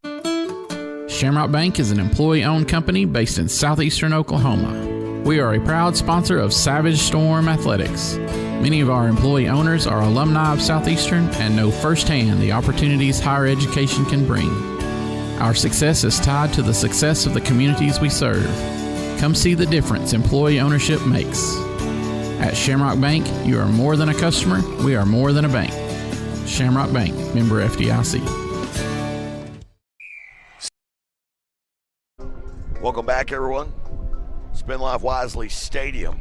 Henderson will begin this drive at their own 12-yard line. Snap back to Edwards. Swing pass out into the right flat. Big move made and a big hit. Ball pops out. Travion Butler just waylaid Micah Green, and Green is down. Green now pops up, but I'm not sure he knows what zip code he's in. Well, he knows close enough to be able to point at somebody, and you know what? Butler's lucky they didn't try to throw a flag for targeting there. That's a clear helmet-to-helmet contact, and he even launches. He's not defenseless. That's a pretty clear launch and a pretty clear helmet-to-helmet contact. But there is a spot in the helmet that can collide that it is not targeting. I'll have Bob Sullins give you a sermon on it at the halftime break. Nonetheless, they have a first down, or actually a 2nd and 1, close enough. Is now breaking free with that first down is Ja'Cory Williams. Williams short of the 30, down at the 28-yard line. Great job rallying. Same play, just the other direction. They're going to use the wide side of the field, try to get some athletes in space. Southeastern able to rally and get a couple tackles, but not before the first down is gained. By the way, that was another time the ball popped out and Southeastern was unable to get on top of it. Edwards with trips to the right, receives the snap, looks left where he has one-on-one. Now will try and run, and he is taken down. Jacob Geddes, the 6'2", 245-pound junior out of Flower Mound, Marcus, making the stop. No gain on the play, 2nd and 10. And pretty clear as you look at this replay, you see Braden Winters coming in there to help make the stop at the very end. He's playing that spy role on Edwards today. We've seen it a few times and doing a good job so far. 2nd down and 10 here for Edwards. As O'Donnell, the tailback to his right, receives the snap, hand to O'Donnell, running off left tackle, keeps his footing and muscles along to pick up 6 yards, making it 3rd and a manageable 4 at the 35-yard line. Yeah, they just, that counter look, they're getting some yards on that over and over here. They're finding some success on that play. Don't expect them to stop seeing it anytime soon. Jordan Hood checks into the lineup, as does Grissom, replacing Joseph Jones. Here's 3rd down and 4.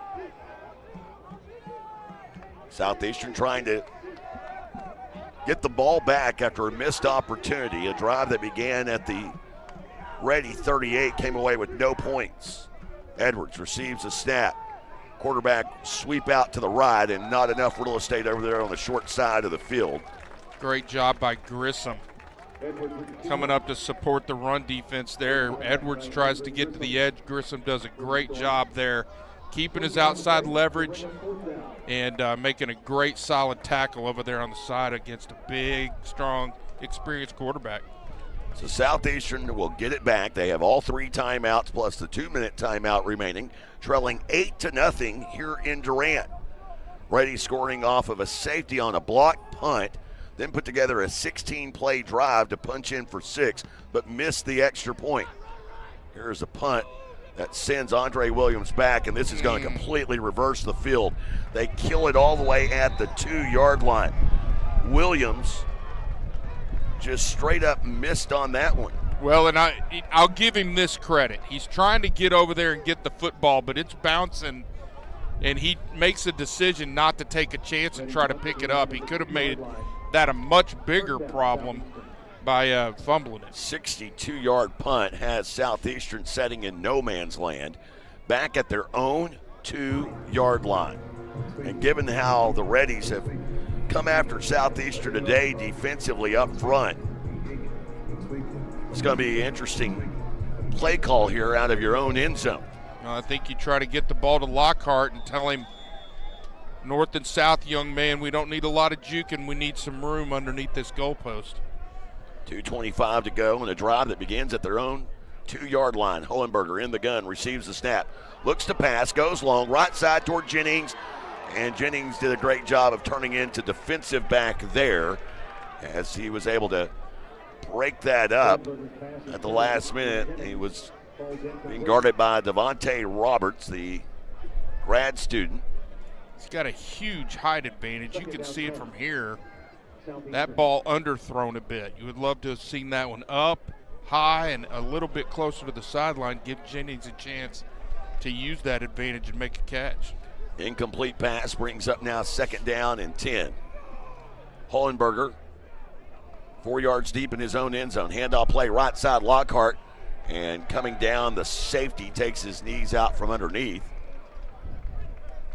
No gain on the play. Well, actually, it was Collada, the strong side linebacker, that made that tackle. A lot of chirping after these plays. These two are physical football teams, good defenses, and they're getting after one another. 2-minute timeout. We step aside. Henderson State in front, 8-0 on the Southeastern Sports Network. There's something about Texas and Chevy. The Colorado, the Silverado 1500, the Silverado HD, and the Silverado EV. A Chevy lineup designed to tackle what Texans take on every day.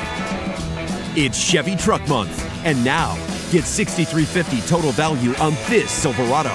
Plus, Texas residents can get $3,000 bonus cash on Silverado LT models. Chris Young, live in concert.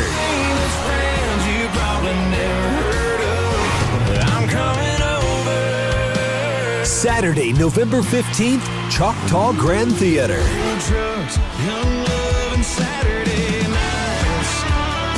Chris Young. Special guest Mitchell Tenpenny. You can purchase tickets now at Ticketmaster.com. Presented by Choctaw Casino Resort Durant. Spin Live Wisely Stadium. Jay Lindley alongside Rob Johnson, Southeastern Sports Network. Coming up, we got the Choctaw Nation of Oklahoma halftime show. We'll have a special halftime guest from the Chutta Foundation. But right now, 2 minutes remaining here in this second quarter, and it has been it's been all defense. Yes. And with the exception of one drive in which Southeastern bailed out the Reddies with a personal foul that kept the drive alive. That's been the only scoring drive of the day. Southeastern again finds themselves pinned deep Last time they were in this situation had a block punt. Hohenberger on this 3rd down and 10. Takes the snap, sees a crease, runs ahead, and has a first down. So Hohenberger gets out and on the loose before finally being brought down. Boy, that's a huge play right there. And a great job from Hohenberger pulling it down, using his feet to get that first down. But be careful about those hits you're taking. He took a big one there. Brought down by a player that doesn't appear on the roster. Nice. It's happened again. Hohenberger under pressure, running out, crosses body, fires, finds Victor Taylor. There is a flag right in the vicinity of where that catch was made. It is a first down catch. It is a defensive hold on Henderson State. And so Southeastern, after being all the way back at their own 2-yard line, they're finding a little rhythm here with Hohenberger, despite the fact the Reddies, they are just coming after Southeastern in the backfield. They are not concerned with that at all. They're going to continue to be aggressive, and that's where you've got to think screens, draws, something like that where you can try to break that pressure. The play and the penalty basically would have done exactly the same thing. So let's give the kid his receiving yards. How about that? So at the 24-yard line, Taylor with his first catch of the afternoon. This is an offensive line for Southeastern that has protected well this year. They have allowed just 9 sacks. That counts the one today on LeVay Duncan back in the first quarter.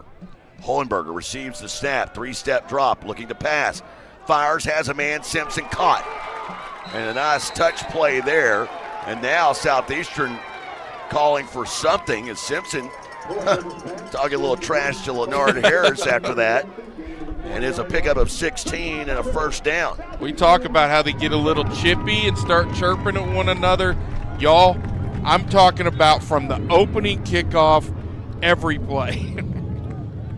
Adbury pointing out to the side judge that Harris drove Simpson into the ground after that hit, and that is why the Southeastern sidelines wanted a flag. First down and 10, snap back to Hohenberger from his own 40. Rifles a pass, right side pass, caught Jennings.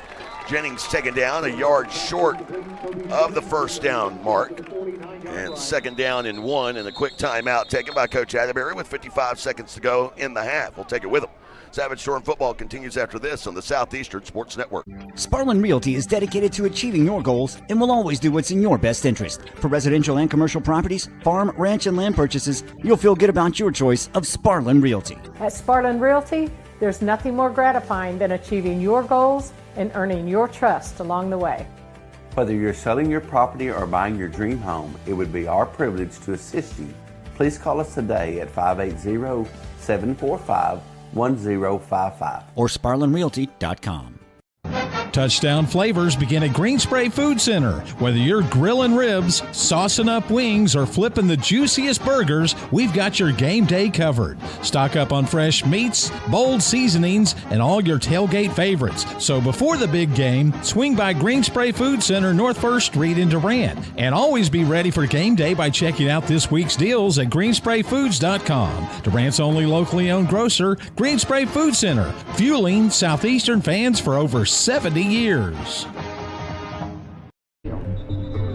Out of the Southeastern timeout. Southeastern showing a little life offensively here. They had this ball begin at their own 2-yard line, and on a 3rd down scamper from Drew Hohenberger, they got out of harm's way, and a couple of pass completions later, it's 2nd and 1 near midfield. Hohenberger looking to pass here, has a running crease, runs right side, running to the far sidelines, is shoved out of bounds, and you can tack 15 onto it. A late hit out of bounds at around the 44-yard line, and now with that, Southeastern should be setting at around the 30. And it gets out of bounds, so you save another timeout. Great job by Hohenberger. That's close. That's close. But the flag's on the ground, and that should give you the 15 yards you need to get into the, well, not into the red zone, but certainly closer to it. Got a little rhythm going. So walk it off from the 43-yard line. It will move Southeastern down to the 28.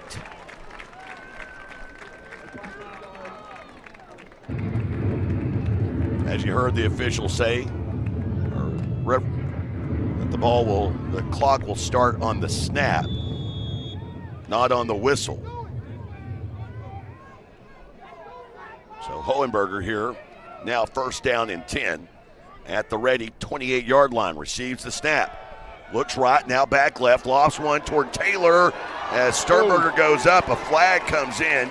Sternberger got tied up with the defensive back. You had two receivers in the same area. I know that's not the way it's supposed to go. But there's a flag back here at the 12-yard line. That flag came flying in high. I would assume some sort of interference. I think the deep, it ended up being a Sternberger opportunity, but I think the defender was grasping a hold of Victor Taylor and kept him from getting out there. Sorry. So pass interference will move it inside the red zone down to the 13. So the best opportunity of the day for Southeastern with 44 seconds. We talked about in the storm forecast, you got to finish drives, not with sixes or not with threes, but get sixes. And that means getting this one into the end zone. Official having a tough afternoon because he just called first and goal a moment ago. It's neither first and goal, nor is it at the 14. There you go. Now you got it.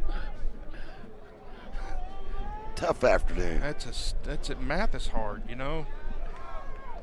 So now first down and 10 from the 13. Hohenberger. It is a quarterback run, goes sliding down immediately, and Southeastern will have to burn a timeout. Take a timeout with them. 40 seconds remaining in the half, down 8-0 on the Southeastern Sports Network. Cherokee Communications believes good things come in threes, like three-pointers, epic movie trilogies, and great home service.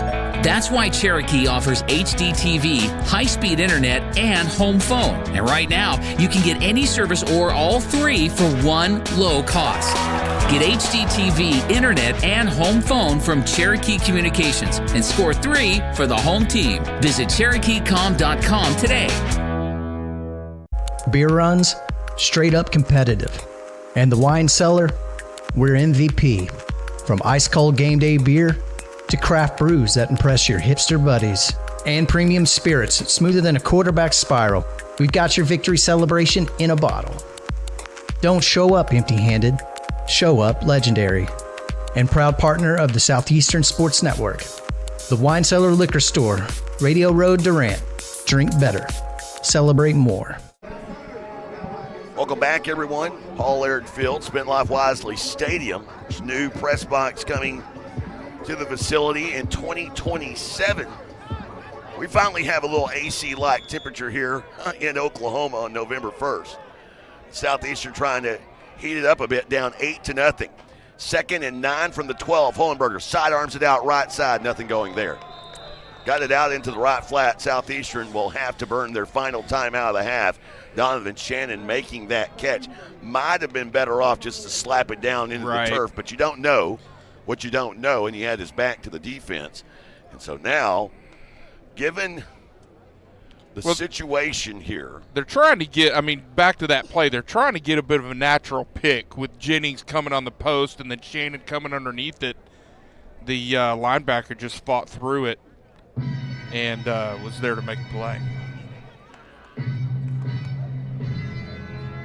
Coming up, we have the Choctaw Nation of Oklahoma halftime show. This has been a very, very rough first half for the officials. It's been a rough first half for the players. There's been jawing, there's been personal fouls, there's been some extracurriculars after the whistle that aren't being touched upon, and that's from both sides. I'm not going to sit here with my royal blue glasses on, and by the way, I do actually today am wearing royal blue glasses. Nice. But my lens are royal blue anyway. With that being said, I think you got two teams that really don't like one another, and you got one team that's trying to avoid a 4-loss season for the first time since 18. You've got another one trying to win on homecoming. Hohenberger to pass on this third down, jailbreak blitz. They go toward Corona. God! Touchdown, Southeastern! Corona spins it into the end zone. And a touchdown for the Savage Storm.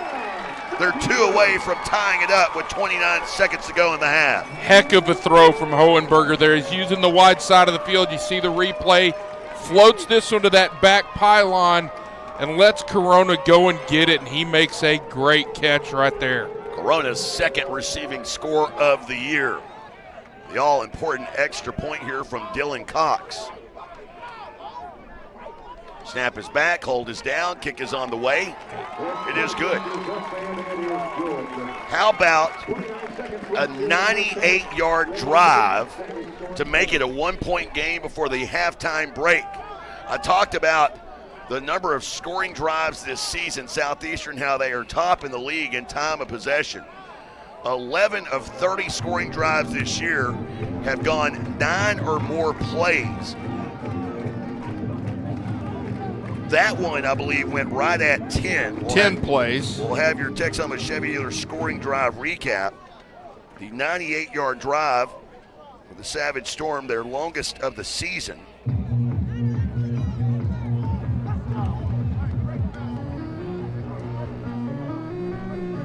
Their previous long drive of the year was a 90-yard drive. They had a 12-play, 90-yard drive at Arkansas Tech. That their longest of the year yardage-wise. Your Texoma Chevy Dealer scoring drive recap after this, your U.S. Cellular kickoff. And it is a right-to-left kick south to north here at Spin Life Wisely Stadium. And Cox into a trot. Here is a line drive kick. And this one is fielded at the 7. Brought out to the 15. And special teams there to corral and drop the freshman Haygood. And after your U.S. Cellular kickoff, we'll get you to Rob Johnson and your Texoma Chevy Dealer scoring drive recap. Rob. Well, you said it, 98 yards. It took 10 plays and a minute 56 off the clock. Just 21 seconds remaining in the half. And Hohenberger finished it off with a beautiful 12-yard touchdown pass to Gabe Corona. Bring them within a point. The difference now is one safety and one made extra point. It is Chevy Truck Month, and that's the best time to check out the rugged, capable, powerful, and uncompromising Chevy Truck lineup. It goes on now through Monday. Find yours at your local Texoma Chevy dealers. Quick little bubble out to the left side to Maddox Davis, and that they're not going to do it, I believe. It will, because Henderson's going to let it run out and run into the half. And it'll be a 1-point game on a homecoming afternoon, 8-7. You had 2 of the top 3 defenses in the GAC, and they are flexing their muscle this afternoon. 8-7 our score, as Southeastern down by a point as we go into the Choctaw Nation of Oklahoma halftime show. Coming up, we have our special halftime guest from the Chutta Foundation, Ms. Angela Palmer.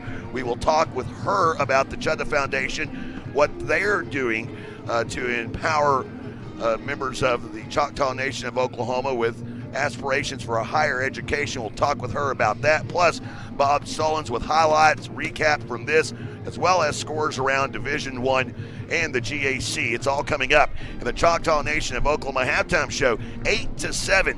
Reddy's leading the Storm by a point at the halftime break. Back after this on the Southeastern Sports Network. The Choctaw Cultural Center is so much more than a museum. It's an adventure. Hear the living stories of our vibrant people and walk in the footsteps of our ancestors. Understand the ways of the warrior, then let your inner child play. Learn a delicious new skill or eat your fill at the cafe. We can't wait to welcome you into our dance circle. Explore and discover the past, present, and the future of the Choctaw people. Plan your visit today at ChoctawCulturalCenter.com. Life is yours to spend. Spend it apart. Spend it together. Spend a little now. Spend a lot later. Spend it fearlessly. Spend it faithfully. First United Bank. Spend life wisely. Shelburne Heating and Air is the choice for all your residential and commercial needs. Service and installation on brands you know and trust. Carrier, Trane, Luxair, Mitsubishi, and American Standard. Shelburne Heating and Air specializes in optimizing the performance of your heating and cooling system. Here to help you improve your indoor comfort. Shelburne Heating and Air, your locally owned heating and air experts. For contact info, visit shelburneheatair.com. What's your something? My something is getting my very first apartment. My something is staying on the cutting edge of the tech industry. My something is to make a difference. What's your something? My something? Making every plate a work of art. There's something for you here. Find your something at careers.choctawnation.com.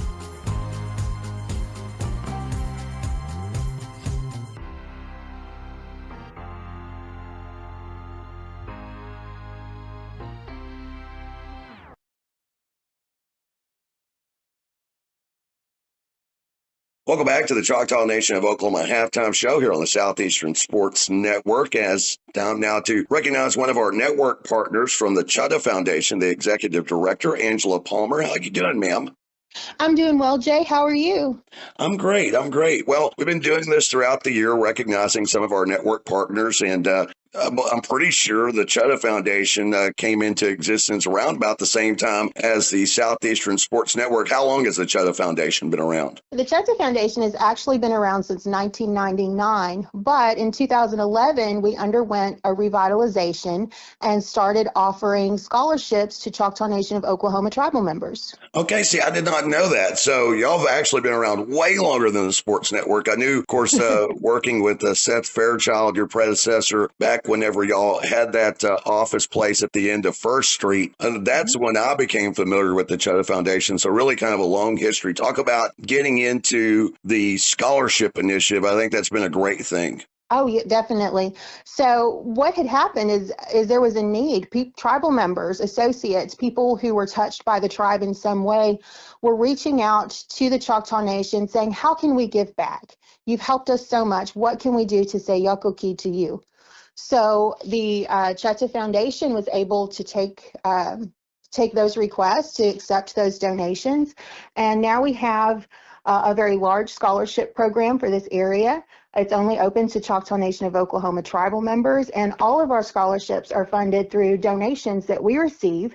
And the Choctaw Nation has generously agreed to match all the donations that we receive for our scholarships. That's pretty awesome. Now, not in addition to that, it's not just for incoming freshmen, but also secondary education, that master's doctorate type program, correct?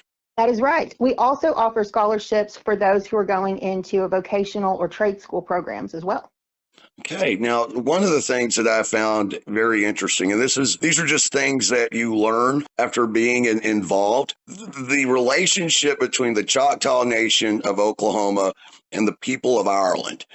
It's something that I would have never known about had it not been for the Chutta Foundation. And y'all actually have the Choctaw Ireland Scholarship Program. Tell me a little bit about that. Yes, I'd love to. So the Choctaw Ireland Scholarship Program is one of my favorites, one of my personal favorites. So we partner with representatives from the University College Cork, as well as the Irish Vice Consulate based in Austin, and we work together to send 2 Choctaw Nation tribal members over to Ireland for a year to study for their master's degree. Awesome. See, and we've actually had, I know, and I can't remember who it was. This has been 4 or 5 years. Well, I can tell you it was pre-COVID because we were in the old studio. But I do remember us conducting an interview with one of those students that had actually been to Ireland and had got to take in that experience. Now, we talk about this on the broadcast all the time. Of course, the application process, it's not now. It starts in mid-January. But we always say you can begin preparing for that now. What do incoming students, whether they need to do to prepare to apply for this scholarship? So there are a couple of requirements that you have to have. One is your Choctaw Nation of Oklahoma tribal membership card. We do require that as an upload. If you don't have that, but you're still working on getting your membership formalized, that's okay. You can still apply. Just submit some sort of documentation that you've been working with the tribal membership office to obtain that membership. We also need a transcript. So our application opens on January 15th. So an unofficial transcript from your school for the semester that we're in right now, this fall semester, will be totally fine. And we'll also look for a resume. There are essay questions involved. So my advice to all applicants is to really open yourself up and be honest, and don't be afraid to be vulnerable in those responses. Now, I'm going to put you on the spot here. To this point, since this scholarship initiative began back in 2011, roughly how many scholarship dollars has the Chutta Foundation been able to give out? Well, it's only continued to grow. The last official count that we had was over $5 million. This last year, we were able to award 449 scholarships, which totaled just over $1.8 million just in that 1 year alone. That's absolutely amazing and crazy at the same time. Again, Angela Palmer, she is the executive director of the Chutta Foundation. And again, if you want information, go to chuttafoundation.com, and there you'll find several prompts. You can click on any of those. You can find out if you're looking for a scholarship, how to do that. If you just want to get involved with the Chutta Foundation, there's ways to do that as well. Ms. Palmer, as always, appreciate the time, and thanks for being a part of the Southeastern Sports Network. Well, Yokoki to you, Jay. Thank you. Of course, coming up, we've got more of the Choctaw Nation of Oklahoma halftime show. We'll kick it over to Bob with highlights from this one after this on the Southeastern Sports Network. Looking for the perfect spot to unwind? Blue River Valley Winery is the place to be, with breathtaking views, amazing food, and unforgettable wine. It's the perfect escape, whether you're planning a wedding, a family gathering, or just a peaceful afternoon. We've got something special for you. Come visit us at Blue River Valley Winery, located on Sawmill Road in Caddo. Be sure to follow us on Facebook, Blue River Valley Winery.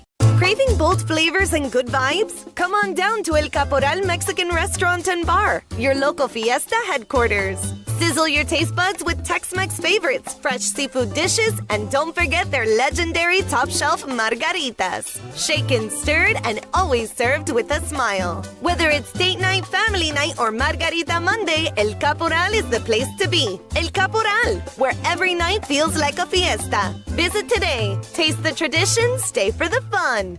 Since 1971, Westside Family Dentistry has been committed to enhancing the natural beauty and function of your smile while improving your oral and overall health. Using state-of-the-art technology, our friendly staff will take care of all your needs, from routine care, crown and bridge, implants, and even orthodontics, including Invisalign. Westside Family Dentistry is the premier choice to create beautiful, healthy smiles for the whole family. Buffalo Wild Wings inside the Sherman Town Center is your ticket to sports. Catch your favorite teams on one giant screen and 45 50-plus inch TVs with great food, atmosphere, and fun. Join Blazin' Rewards and start earning points on every order that you can use on rewards, like free food and more. Open 11 to midnight Sunday through Wednesday and 11 to 1 Thursday through Saturday. Your game is always on at Buffalo Wild Wings inside the Sherman Town Center. Halftime here, the Choctaw Nation of Oklahoma halftime show. Who says you don't like defense? 8-7, a defensive struggle at halftime. Henderson with a safety and a touchdown. The Savage Storm scoring late to get within 1 point here at intermission. As we look at some of the other games going on in the Great American Conference this afternoon, 2 o'clock starts. It's halftime in Monticello. Southwestern leading 14-0. The Bulldogs, Southwestern Oklahoma State on top there. This is a kind of a surprise. In fact, it's a huge surprise. With 28 seconds to go in the first half, East Central, who we'll see in 2 weeks for the final home game, leads Southern Arkansas, who's 6-2 on the season, 23-7 is the score in that one with the Tigers on top. Other games going on today, just underway. It's a 3 o'clock start in Searcy, Arkansas. Harding leads Oklahoma Baptist 7-0. In the fourth quarter, Ouachita playing at home, beating Northwestern 55-7. In a game that's at halftime now, Arkansas Tech playing at home leads Southern Nazarene 35-17. So those are the updates from GAC scores. In Division I football today, there's a few games going on. It's early second, Indiana leading Maryland in the number 2 team in the nation, the Hoosiers, on top 7-3. Florida leads Georgia at the end of the first quarter, 10-7. Notre Dame ahead of Boston College 6-0. Kansas State over Texas Tech in the Big 12 7-0. That's early in the second. Finals from earlier today. Texas had a huge lead, but they held on to beat Vanderbilt 34-31. I think it was 31-7 at one point. And they win 34 to 10. Okay, 31-10. 34-31 is the final. The Longhorns get the victory. And SMU pulled off a huge upset in overtime, beating number 10 Miami 26-20. West Virginia over Houston 45-35. And so those are some of the top games going on. Let's see, when do the Sooners play? They play tonight in Tennessee. That's a 6:30 kickoff on ABC in Knoxville. So those are some of the scores going on this afternoon. Update on that. We'll look at some of the highlights from the first half, and we continue with the Choctaw Nation of Oklahoma halftime show here on the Southeastern Sports Network. Leonard Skinner Live 2025 Tour. Friday, November 21st, Choctaw Grand Theater. One iconic night with Leonard Skinner. On sale now. You can purchase tickets at Ticketmaster.com. Leonard Skinner, Choctaw Casino Resort to Rant. If college is in your future, then scholarship applications should be too. Visit ChutaFoundation.com for dozens of scholarship opportunities. Whether you're a high school senior or pursuing a doctorate level degree, Choctaw Tribal members will find competitive scholarships for every level of education. Applications for the Chutta Foundation open on January 15th, but you can start planning now. For more information, visit the scholarship page at ChutaFoundation.com. That's CHAHTA Foundation.com. At Excel Therapy, our expertise extends beyond sports. We also offer dedicated rehabilitation for seniors, helping you maintain mobility and independence. Plus, we provide effective workers' comp rehabilitation to support a speedy return to work. With clinics in Ardmore and Durant, Excel Therapy is the community's trusted choice for top-quality orthopedic and sports medicine care. Visit exceltherapyok.com to learn more. Excel Therapy, where we excel at helping you excel. When you're dealing with an insurance company, you're already behind the eight ball. And the only way to get a level playing field is to hire an attorney. We treat each and every case and each and every client as if they are a friend and neighbor, because that is how we view them. You'll get the best service. You're going to have the best people working on your case. That I can promise. Burridge Law Firm. Call 580-920-0700 or visit burridgelaw.com. Back here, the Choctaw Nation of Oklahoma halftime show. Southeastern trailing Henderson State 8-7 in what's been a defensive game. The Reddies got on the scoreboard early when they blocked a punt, and then they went on a 16-play drive. There were lots of penalties on both teams in the drive. They eventually scored to take an 8-0 lead. Savage Storm defense in the second quarter came up with some big plays. Here's one on a defensive play by the Savage Storm defense. You can see this developing big hit as the fumble is picked up and run back the other way for Southeastern. They actually did not take advantage of this as they failed to score on this one.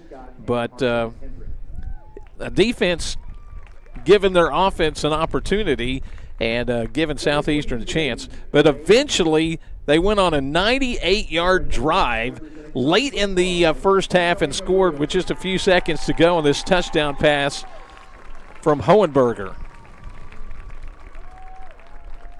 And a great catch by Corona in the end zone. As you can see him lay out, defensive back was right there, perfect pass, and the Savage Storm got on the board. Those are some of the highlights from the first half. 8-7 our score.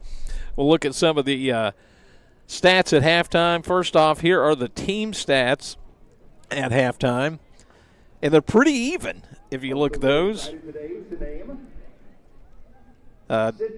First downs even. Southeastern with only 27 rushing yards. They ended up with 58 passing yards. That's what I'm talking about. It's been a defensive battle. 145 total yards for the Reddies and 85 for the Savage Storm, as we are locked in a 1-point defensive battle here at halftime. Look at the individual stats. First off, Henderson's stats. You can see those. Now the Savage, well, actually both of them are Henderson State stats at halftime, but it's been an even half. Southeastern's defense has forced 4 fumbles, I believe it is. They've only recovered 1 of them, but their defense, it's a hard-hitting game. Both teams playing very hard here at halftime. So that's a quick look at the first half. Henderson State will get the ball to start the second half. As we come back, Jay and Rob will be here as we get ready for half number 2 on the Southeastern Sports Network. We recently asked listeners to describe the Super Nachos off the Taco Casa's Super Menu. Here are their stories. I love that when you order the Super Nachos to go, they separate the chips from the toppings into different containers so that I get to have crispy chips. The Super Nachos, only on the Super Menu at Taco Casa, located on 1st Street in Durant and southbound 75 in Calera. Taco Casa, real fresh, real food, real good. Arnett Insurance is proudly celebrating 60 years of serving Durant and the Texoma area. That's 3 generations of family ownership looking out for your insurance needs. Rates for home, life, auto, and commercial that fit your lifestyle and budget. At Arnett Insurance, you'll find 10 licensed agents with over 270 years of experience. Locally based agents that work with a variety of insurance companies to give you the best options available. Located at 1116 West Main in Durant, it's Arnett Insurance and ArnettInsurance.com. Shamrock Bank is an employee-owned company based in southeastern Oklahoma. We are a proud sponsor of Savage Storm Athletics. Many of our employee owners are alumni of Southeastern and know firsthand the opportunities higher education can bring. Our success is tied to the success of the communities we serve. Come see the difference employee ownership makes. At Shamrock Bank, you are more than a customer, we are more than a bank. Shamrock Bank, member FDIC. Dive into the new Ultimate Trio at your neighborhood Applebee's of Durant, where every combo is a winning play. Pick, mix, and score for just $14.99. Who will you draft? Will it be chicken quesadillas with chipotle lime salsa, or boneless wings with house-made ranch or blue cheese? With 10 apps and 10 dips to combine, any combination could be the winning play. The Ultimate Trio, only at your neighborhood Applebee's of Durant, 1001 Westside Drive, open till midnight Sunday through Thursday and open till 1 a.m. Fridays and Saturdays. careers.choctawNation.com. We welcome you back to the Choctaw Nation of Oklahoma halftime show and revisit the storm forecast brought to you by the Wine Cellar. So let's start first offense. Slow start for the offense. We talked about the need for a fast start, but hey, the defense held check. Talked about finishing drives. It's hard to finish any better than a 98-yard drive, Rob. Yes, I mean, the bottom line is they finished that drive with 6, not 3. They did have some penalties, had some mistakes, stopped themselves here and there, but showed good patience, good perseverance, and big drive to end the half. See if they can't buoy that into the second half. Talked about the defense needing to create takeaways, a couple of near misses on some interceptions, forced 4 fumbles in that first half, only recovered 1, came away with no points despite the excellent starting field position. Bottom line is the defense did everything you want them to do except for the one big personal foul. They kept this Reddy's offense off balance. They got some TFLs, tackles for loss. They got the 1 turnover. But that one drive with the big penalty that kept it going for him is the difference right now. Of course, the storm forecast brought to you by the Wine Cellar Liquor Store. Beer runs, they are a sport.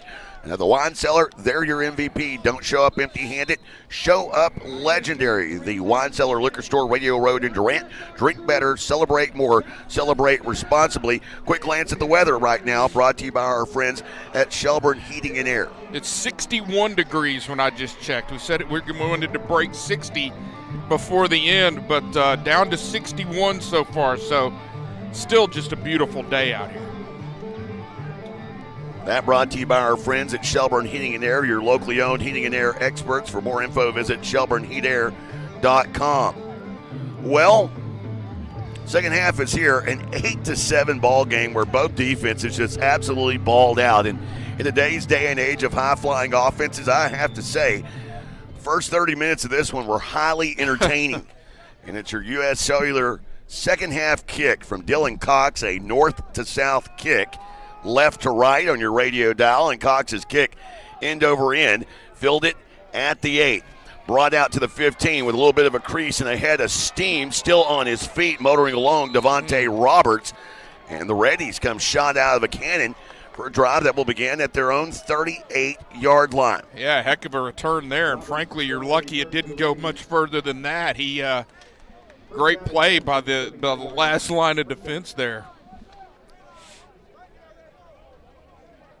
So Henderson will begin this drive at the 38, taking the second half possession in what is a 1-point game. And an empty set for the quarterback, Andrew Edwards. Edwards, 9 of 12 passing today for 145 yards. This a quarterback keeper, and he is crunched down by Datarian Johnson at the 40-yard line after a gain of 2, 2nd and 8 upcoming. They've done a good job of being physical with him, and if he's going to choose to run the football, and he does it a lot, you're allowed to hit him, and they've done it when they've been able to. Still pretty chippy after that play, too. Edwards was sacked twice last week. For his career averages 3.6 yards per carry. Remember, in the college game, sacks go against your rush total. Here's a toss sweep, right side run. And the ball pops out. It's picked up. And on the run is Grissom. And Grissom's going to take it to the house. Touchdown, Southeastern. I said in the pregame, 17 games since a fumble return for a touchdown. And that is the first in those 17 games as Andrew Grissom, his first ever score, and Southeastern has taken an early lead because of a defensive play. And these defenses just continue to show up. 4 fumbles in the first half. Talked about the missed opportunities. First opportunity here, they take full advantage of it, not only to pick it up, but to return it, and there goes Grissom getting into the end zone. And Al Hallsworth, I think, is going to want to challenge this one.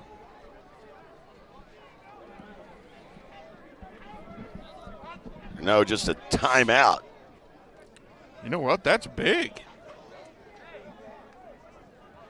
So if he calls a timeout there, that's a big deal because now he's down to 2 for the rest of the football game. That's what it appeared he did. That's what the official, of course, it's been a tough day for the officiating crew here. Yeah, they don't know. They're not sure. Now Coach Adbury wants some explanation on why we had a stoppage here. I think he's trying to get a challenge. I think that's what he's trying to do. Or I assume that's what he's trying to do. Why else call timeout there?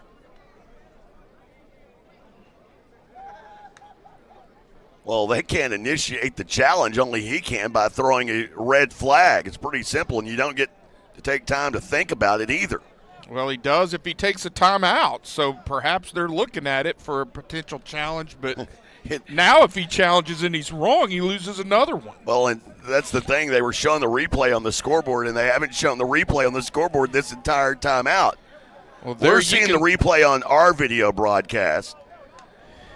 As the running back is stood up, yeah, the ball is out. That ball is out before his butt hits the ground. Can you say butt? So, yeah, you can.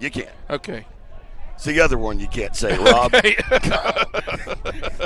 Cox into the south end zone on this extra point.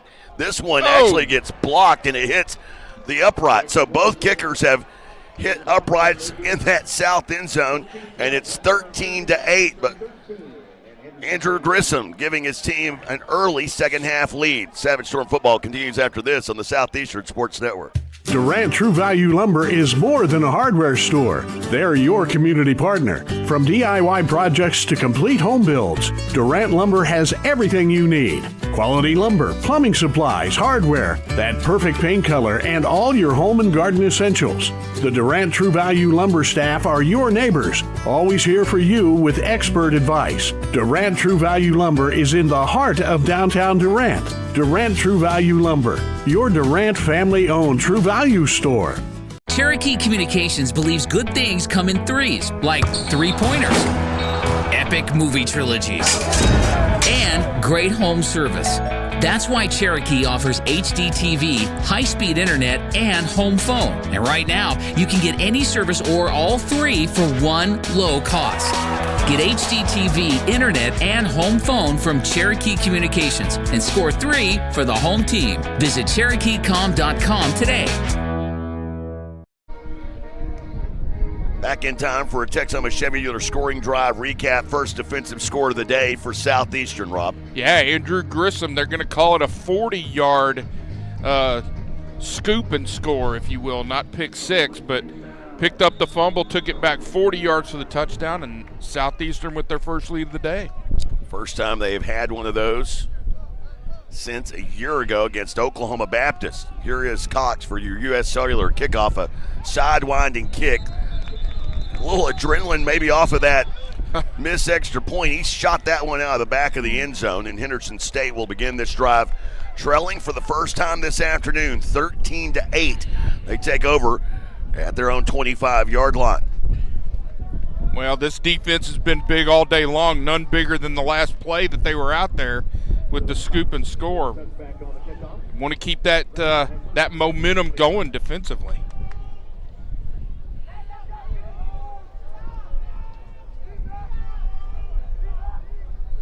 So Haygood, the freshman, fumbled. The new tailback in the backfield for Henderson State is Jeremiah Davis. Edwards will probe along, now bounce it out right side, get to the edge. Zatarian Johnson giving chase, and he is touched out of bounds. Literally a two-hand touch on the shoulder pads. Johnson pulling up, unlike he did in the first half. Yeah. With a 25-yard run and a first down for Henderson State, quickly deflating the energy here at Paul Laird Field. Well, that's just a heck of a read. He gets out to the edge there, and there's nobody there. But good job getting him out of bounds, regroup, and restart here. First down and 10. Edwards in the gun, has two receivers right, two to the left. Snap from the right hash. Edwards, three-step drop, dumps it over the middle, and the pass is simply dropped by the freshman Maddox Davis. Davis, I mentioned earlier, leading receiver on this team in receptions and yards. Came in with 37 for 428. That ball a little bit low, but you should have hauled it in. He probably should have caught it. That said, they're running crossing routes. They're expecting man coverage. They got zone, so if he catches it, he's going to get nuked. Second down and 10. Edwards. Winters showing blitz. They fling it out to Maddox here on the near side. Makes a stop and then is hammered down to Tarian Johnson, walking over the receiver, Maddox Davis.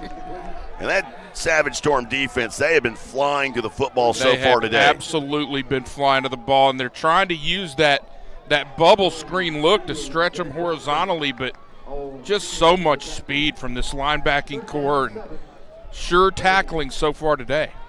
Third down and 7. Clock ticking toward the 13-minute mark here in Durant in the third quarter. Big third down. Henderson State 1 of 8 on third downs today. Now trips to the right as Edwards receives a snap.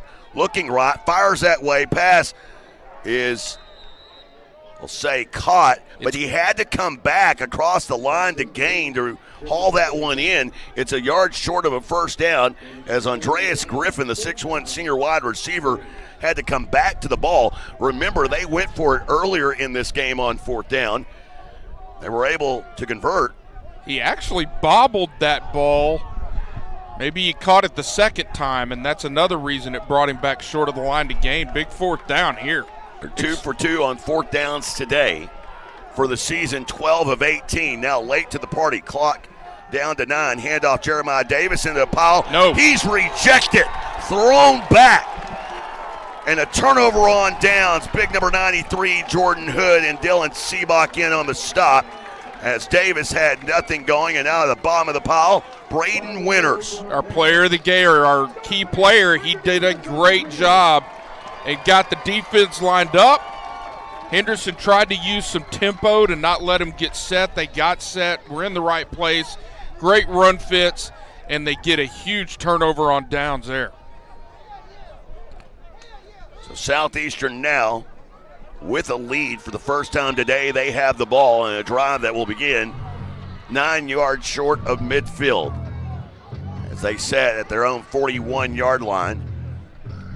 Luke Hohenberger, who took over at quarterback in the second quarter, he is out to take his first offensive snap of the second half. Taylor in motion.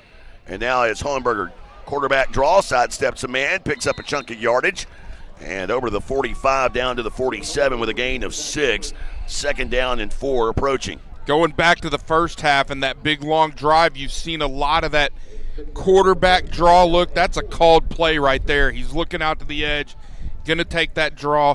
That's set to offset that aggressiveness from the Reddy's defense. Snap will come from the left hash, the top of the S and the SC logo here at midfield at Pollard Field. Handoff, near side run. Now Cobb cuts it up the middle and over the midfield stripe. Has a first down run to the Reddy 45-yard line. Did a great job of holding on to the football after solid contact. It's a gain of 8 and another first down. And a great job cutting back right there. You can see it, number 34, the linebacker. Bunch of tackles, but he overruns that one. Cobb recognizes it, cuts back underneath, gets the first down yardage. Hohenberger with a pistol look here. Cobb, the tailback, to his backside. Now sends Taylor in motion across the formation to the right.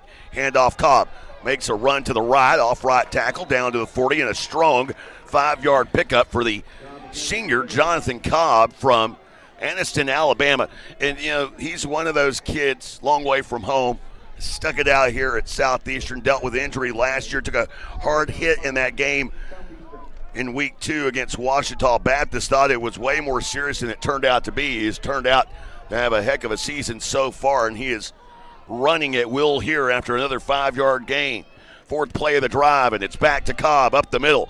And Cobb again stood up, but after a gain of 3, just keeps falling forward down to the 37, 3rd and short, awaiting Southeastern. And Cobb doing a great job just getting north and south, in this case south, on that cut. He takes the one look, finds what the crease he has, and gets what he can get. Going back to the previous play, another cut back underneath an over-pursuing linebacker. That one, Jordan Owens. Cobb just doing a good job with his vision. So I mentioned, though, both defenses have reared their heads when needed. Southeastern just 2 of 7 on 3rd downs today. For the season, they've been converting 42% of the time. Hohenberger, quarterback run. Has to make the 35, does a little bit better than that, makes his way as he burrowed down to the 34-yard line. Yeah, Hohenberger, and got another called quarterback run, and I love to see it, using the big body, getting behind the block from Cobb that time, and refusing to go down with first contact. It's first down. Southeastern has now used 3 minutes on the second quarter clock, their first possession of the second half, and leading after a defensive score. Hohenberger receives the snap from the right hash. Pressure flushing into the near sideline.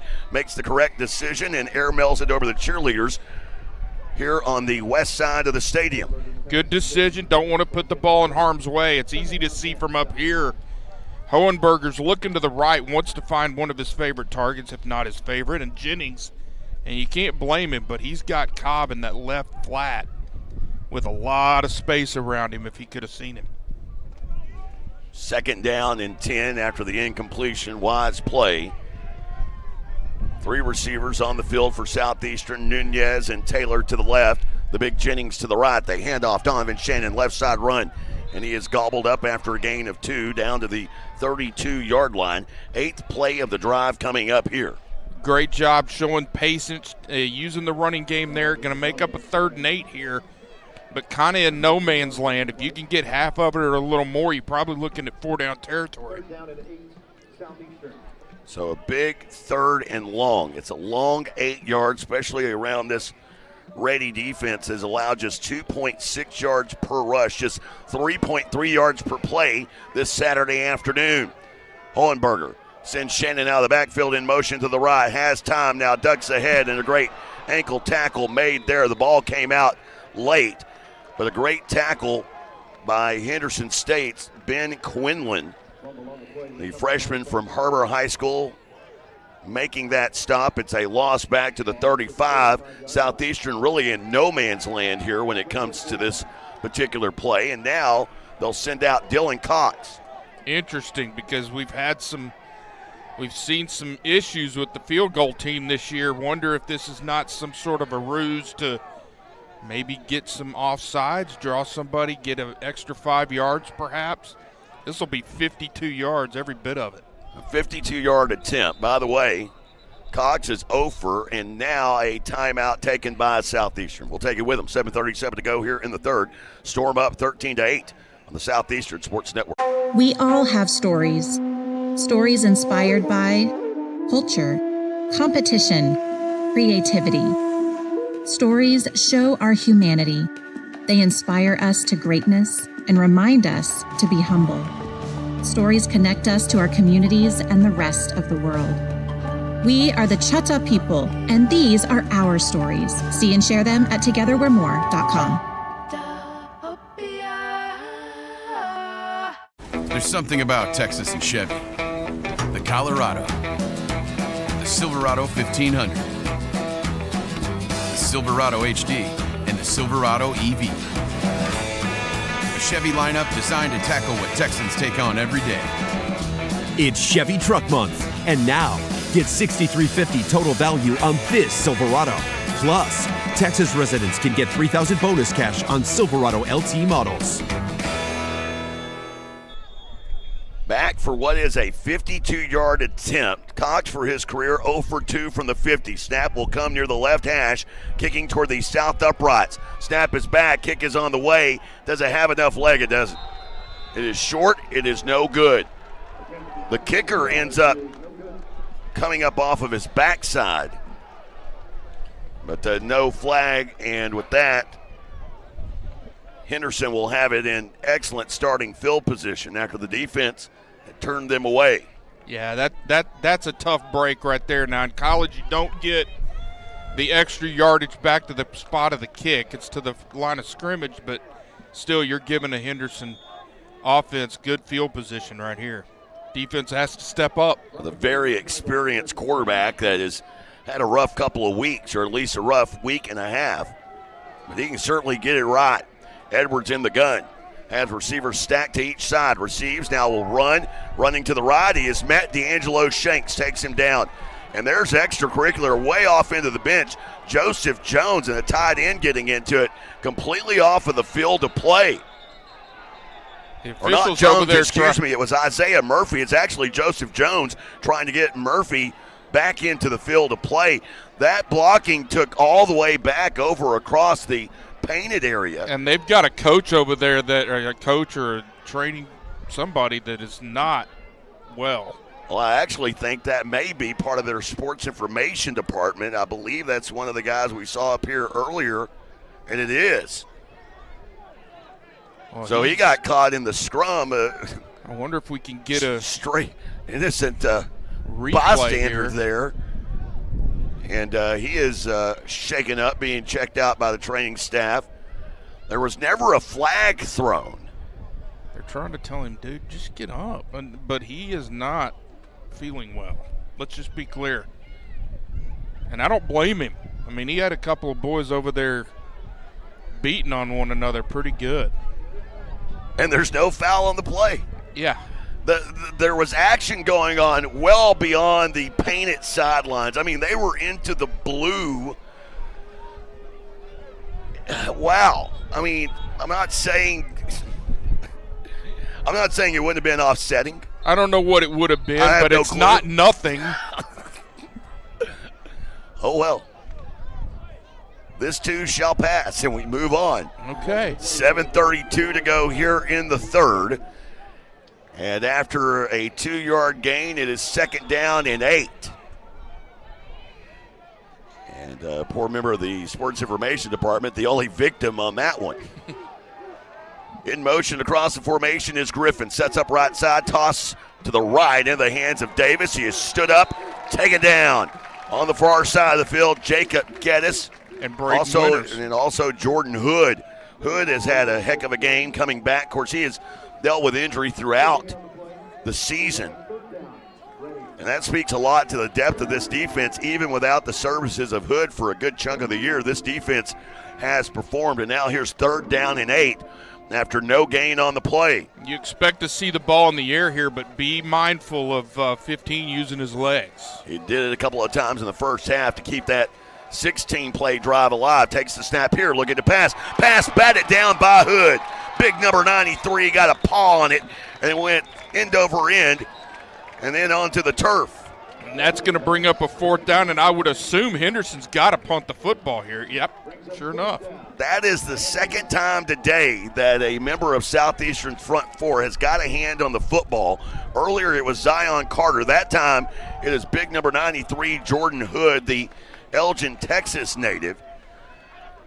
And now Henderson will punt again. Only the 4th punt of the day for Henderson State. That is something, though. They punted only 25 times coming into today, and that one almost blocked. End over end, it bounces in front of Williams, picks it up, trying to make the edge, does, and then is out of bounds at the 25. And more extracurricular. And more punches. And this one. I think they just now do we got another flags on both sides coming in here, and now the question begins, who's it on? At some point, you've got to get a hold of somebody and the coaches or something and say, get a handle on it. And Coach Adbury is basically saying the same thing. It's been a chippy game all afternoon. Well, and we've talked about these officials have had some struggles, but maybe their biggest struggle is they've not gotten a handle on this stuff, and now you're midway through a 3rd quarter where these kids think they can do this stuff, and they just can't.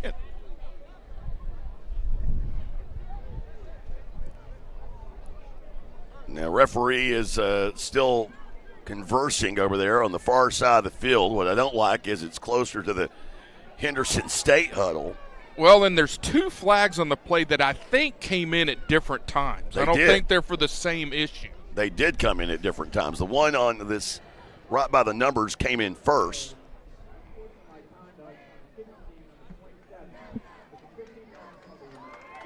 Okay. Apparently they said both were on one, so Kobe Crawford. Oh.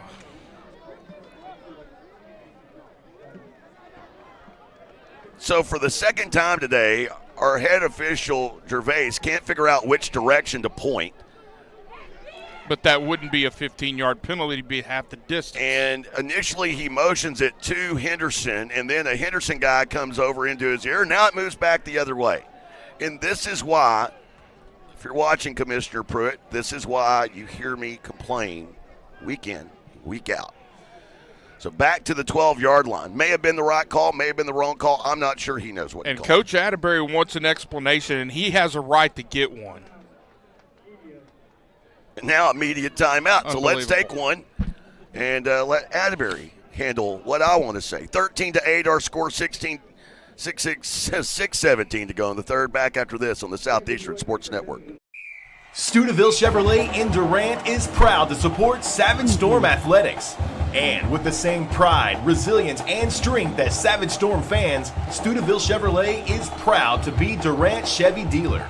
When you need a new car, truck, or SUV, the Steubenville team is ready to find your perfect tailgate vehicle.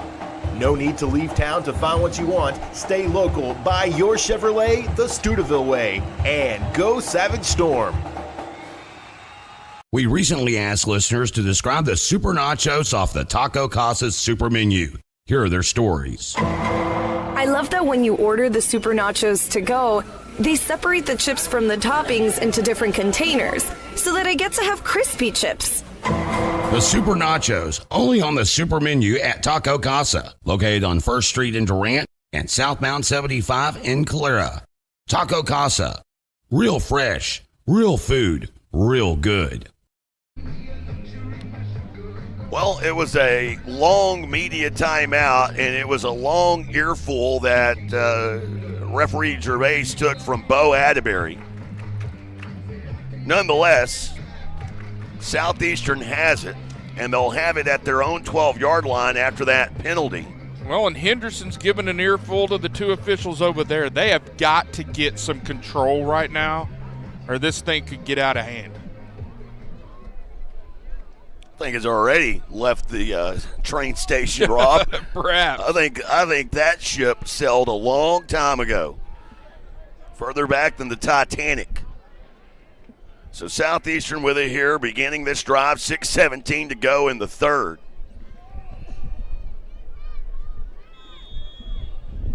The drive that will begin at their own 12-yard line. Hohenberger receives the snap, option look, runs to the right, takes a tumble over to the 16 and down to around the 18-yard line. So a gain of 6 on the play. And that's another thing you can do to offset the aggressiveness of this defense, because now they've got to back up and think, play some assignment football on that option look. So I like what the play caller's doing to offset that defensive aggressiveness. Sternberger, the lone receiver, out to the left. 2 receivers here to the near side. Now Corona in motion across the formation. Handoff. Whittling along, Donovan Shannon gets nothing. No gain on the play. The defense for Henderson State has been stingy today, as has Southeastern's defense, and now 3rd down and 4. Okay, going to be a big 3rd and 5 here. You want to try to get some of this, keep the clock moving. No time to worry about time at this point. Tons of football left. Huge conversion opportunity here. Sorry. 3 of 9 on 3rd downs today. Hohenberger trying to bark him off. Now resets, looks to the near side to get his play call. Play clock under 7. Now positions himself along the right hash, has Cobb to his left. Receives the snap. Pressure off the right edge, goes Jennings' way up the right side. It's just overthrown and incomplete. Jennings never could really break loose there from the coverage. It was great coverage from Kobe Crawford. And still chirping down here.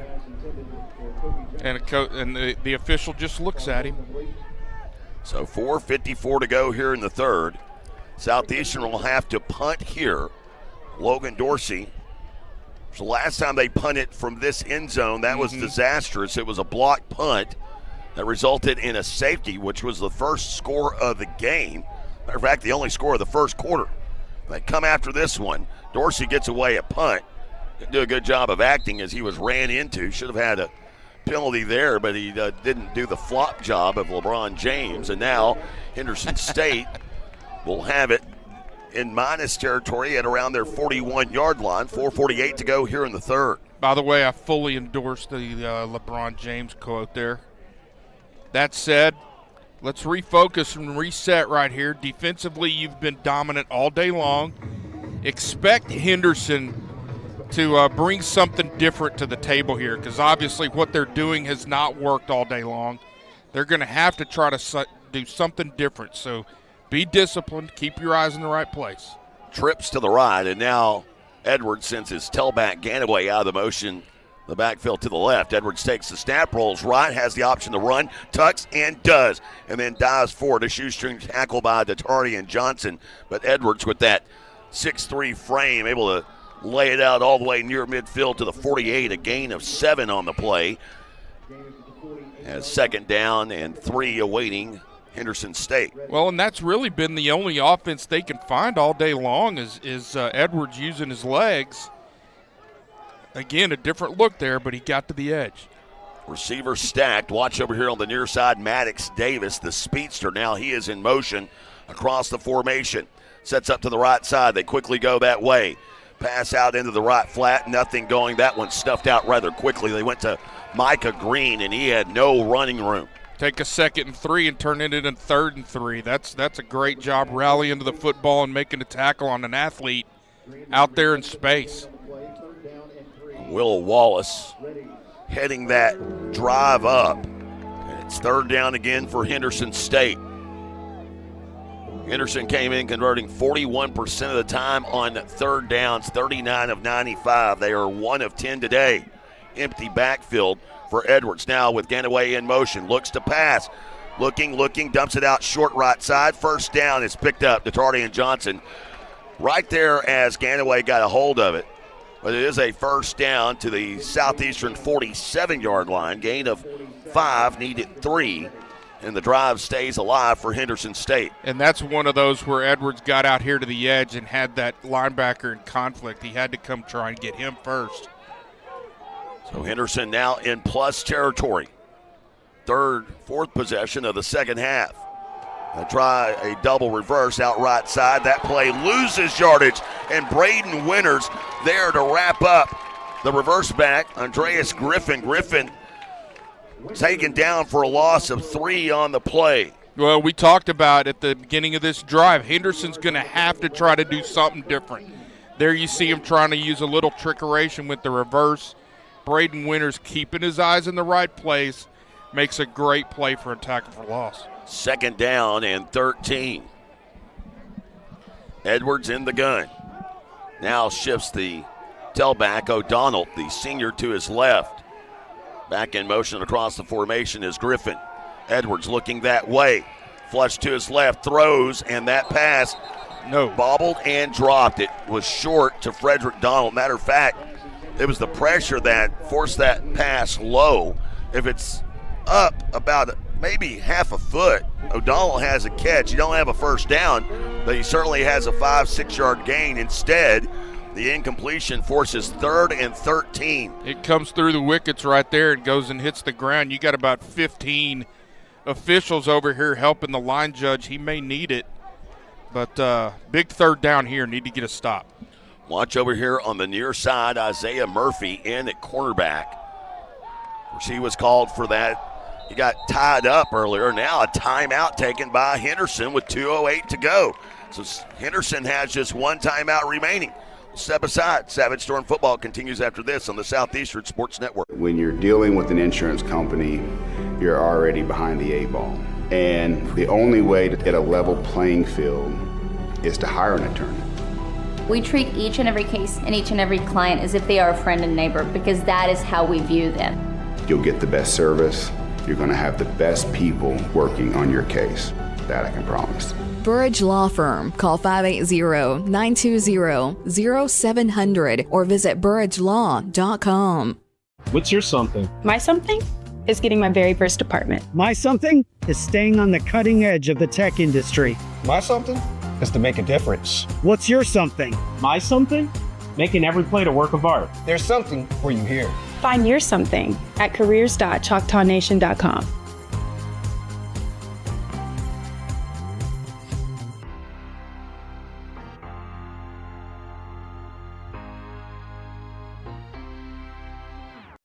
Today's broadcast brought to you by our friends at Discover Durant. To find places to stay, eat, and play, visit discoverdurant.com.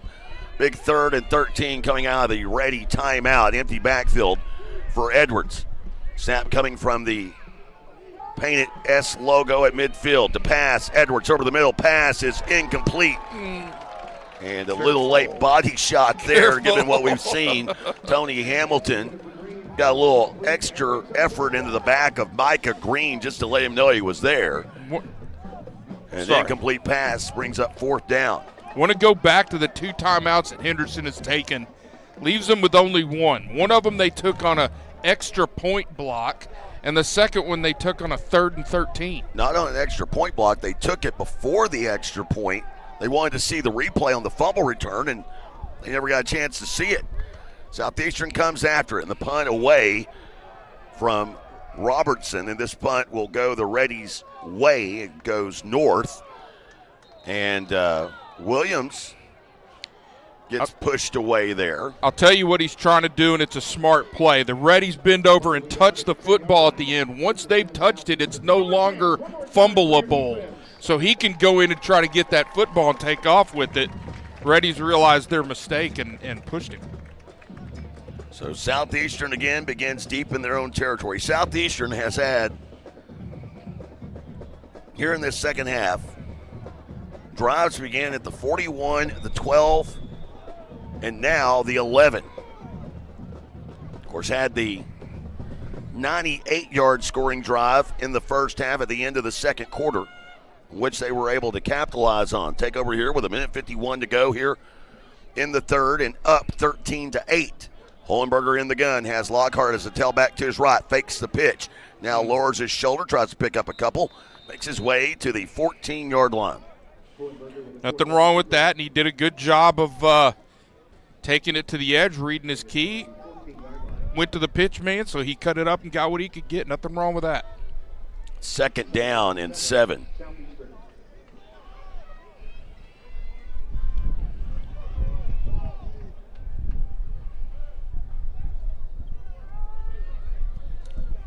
Southeastern milking a little clock here. It's the sun covering the field at Paul Laird. And Hohenberger receives the snap, handoff Lockhart, near side run, trying to make it to the edge. He does. Has enough for a first down. Got to a second gear out at the 23-yard line. And a gain of 9 on the play for the freshman out of Frisco, Emerson, Cameron Lockhart. He not only gets to the edge, but he does it to the short side of the field, and he's a yard in bounds when he cuts that up. That kid has just got some he's got some jets now. So at the 23-yard line after a first down run, 38 seconds and counting here in the third. Hohenberger will hand to Lockhart again, looking for a hole that never develops. Initial contact made by Marcavius Justice. That may be your final play of the third. Southeastern's certainly not interested in running another play, and they don't have to. And that will wrap up the third quarter.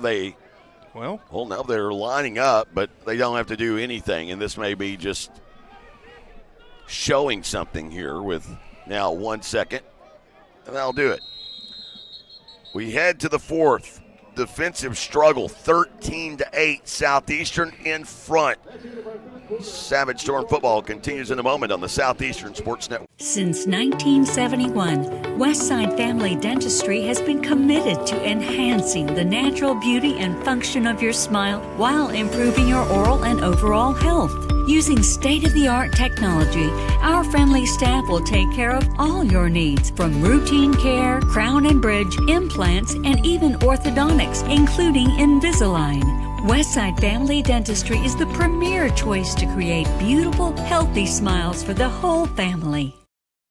At Excel Therapy, our expertise extends beyond sports. We also offer dedicated rehabilitation for seniors, helping you maintain mobility and independence. Plus, we provide effective workers' comp rehabilitation to support a speedy return to work. With clinics in Ardmore and Durant, Excel Therapy is the community's trusted choice for top-quality orthopedic and sports medicine care. Visit exceltherapyok.com to learn more. Excel Therapy, where we excel at helping you excel. Fourth quarter time here at Spin Life Wisely Stadium, Paul Laird Field. Jay Lindley alongside Rob Johnson. Bob Sullins, our video technical director here on this beautiful Saturday afternoon. 13-8. Each team has had some form of a defensive score. Snap back to Hohenberger, looking to pass here on second and long. Up the seam, has Taylor, caught at midfield, and take it down inside ready territory. Victor Taylor able to get it across the midfield stripe, and Southeastern now showing a little life after that connection from Hohenberger, as it ends up being a 36-yard pickup. Heck of a throw from Hohenberger up the seam there. Taylor gets behind his defender and doesn't have a ton of separation, but Hohenberger couldn't have walked out there and handed that one any better.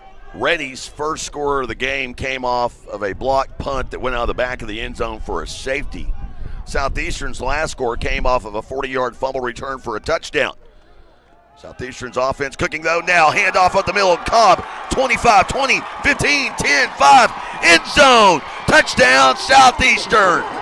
Jonathan Cobb, his second rushing score of the year, the sixth of his career, and Southeastern has a 2-score advantage. And that's what comes when, Henderson's got a bunch of guys up in the box. They're trying to stop the run. They're sold out. If you're able to break through that first line of defense, there's no safety there. Cobb makes him pay going all the way to the end zone. A 41-yard touchdown run by Jonathan Cobb. It is a career long for the Alabama native. Cox for the extra point, and this extra point is good. 20-8, 14:06 to go here in the fourth. Savage Storm football continues in a moment on the Southeastern Sports Network. Beer runs, straight up competitive. And the wine cellar, we're MVP. From ice cold game day beer to craft brews that impress your hipster buddies. And premium spirits smoother than a quarterback spiral. We've got your victory celebration in a bottle. Don't show up empty-handed. Show up legendary. And proud partner of the Southeastern Sports Network. The Wine Cellar Liquor Store, Radio Road, Durant. Drink better. Celebrate more. It's time to rake in the cash this November at Choctaw Casino and Resort Durant. It's the Fall into Cash giveaway.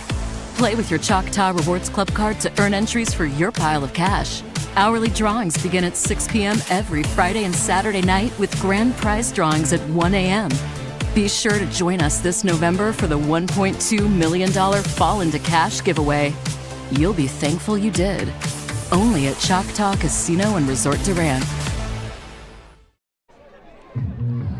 Back in time for your U.S. Cellular kickoff. Be sure to enter in the 10K Life in Us Mode sweepstakes. Visit giveaway.uscellular.com. And yes, you Ready fans can do it as well. Enter today for your chance at $10,000. Your U.S. Cellular kickoff filled it on the run at the 15, and then upended it was Devontae Roberts as the tackle made in the open field by Caden Carter. And here is Rob Johnson with a Texoma Chevy dealer scoring drive recap. 5 plays, 89 yards. So they got a 98-yard drive. Now they flip it and go 89 yards. This one takes 2 minutes and 45 seconds off the clock, and Jonathan Cobb with a 41-yard touchdown run to make this a 2-score game. Career long for Cobb. Now Henderson finding themselves in unique territory, down 20-8. Still a very doable game here at their own 32-yard line. Edwards in the gun, receives a snap. Handoff, Daniels probing left side. Picks up a couple on the play. They have him at the 35-yard line. I thought he was at the 34. Nonetheless, gain of 3. Regardless, it's a draw look over there off to the left-hand side, trying to get Southeastern's defense sleeping, and they're not going to do that. 2nd down and 7 here. 5 wide, Edwards in the gun. Snap, come from the left hash. Has 3 receivers out to the wide side of the field. Edwards receives the snap, quickly fires out to the left, and he's thrown behind his receiver. Over there in coverage, one of the top interception getters in the league, and Cameron Fields, and he just threw behind his intended target over there. Well, Edwards let that ball go way before the receiver came out of his break. The ball's just off target. Now you got a 3rd and 7 and another opportunity to get off the field defensively. It was Griffin, the intended target over there. Clock stopped, 13:20 to go. 3rd down and 7. Big conversion here, 5 wide for Edwards. Receives the snap, looking left. Pressure comes from the edge, now steps up, fires, finds his man. Pass is caught, and the 1st down short of midfield to the 46-yard line. Gain of 11 as the catch completed to Ja'Cory Williams, the 6'2", 186-pound sophomore out of Royce City. And now Jordan Hood, who has dealt with injury all season long, he is down, and down at the 43-yard line. Well, you saw Edwards right there. He's able to scan the field, goes to about his 3rd read, gets ready to exit the pocket and try to get it with his legs, and just rears up and fires that one in there right on target. Great throw and a big 1st down. Saw big O Javion Gardner, who was a teammate of Hood's, now a part of the coaching staff. He was chatting it up with Hood. Come on, stretch it out. Let's get going here. 13:05 to go in the 4th, 20-8. Is our score. It's been a fun game so far. Southeastern 13 first downs, Henderson with 10. And the defensives have just been absolutely brutal. Southeastern defensively allowing 3.8 yards per play. Henderson allowing 4.7 yards per play, but keep in mind that number was at 3.3 almost a moment ago before the 36-yard connection to Taylor and then the 41-yard run. So they had 2 explosive plays back-to-back that set up that drive for Southeastern. So, 1st down and 10, minus territory at the 46. Snap will come from the lower half of the E in the SC logo. Back to Edwards, looking right, fires short, pass caught midfield, and a career decision made by Micah Green to step out of bounds into the Southeastern bench at the 48-yard line. Gain of 6, 2nd down and 4 coming up here. That's just an easy out route, easy pitch and catch. And now, Edwards, liking what he sees, he ups the tempo, 5 wide, passes out to the left, has a man, pass is caught. And a tackle made On the far side, it was Travion Colbert. Colbert, the transfer in from Louisiana. And he made it down to the 35 with that catch. His first catch of the afternoon, a 13-yarder. And it's first down and 10 now. Edwards from the left hash. With 5 wide, receives the snap. Looking right, pumps once, fires, incomplete.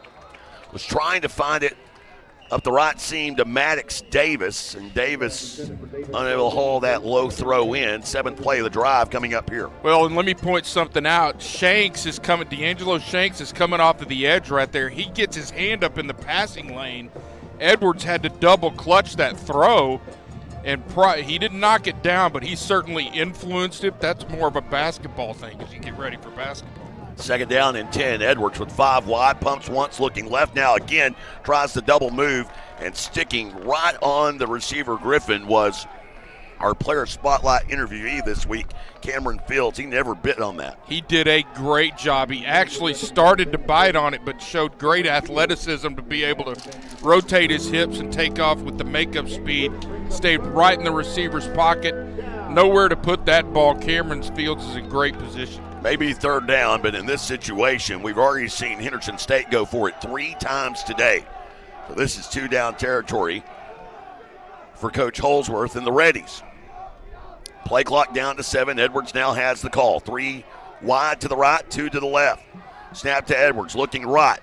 Steps up, flushed out, and Prince Dway unable to get him. Now Edwards goes missling along the sidelines as Winters and Geddes were trying to get him down.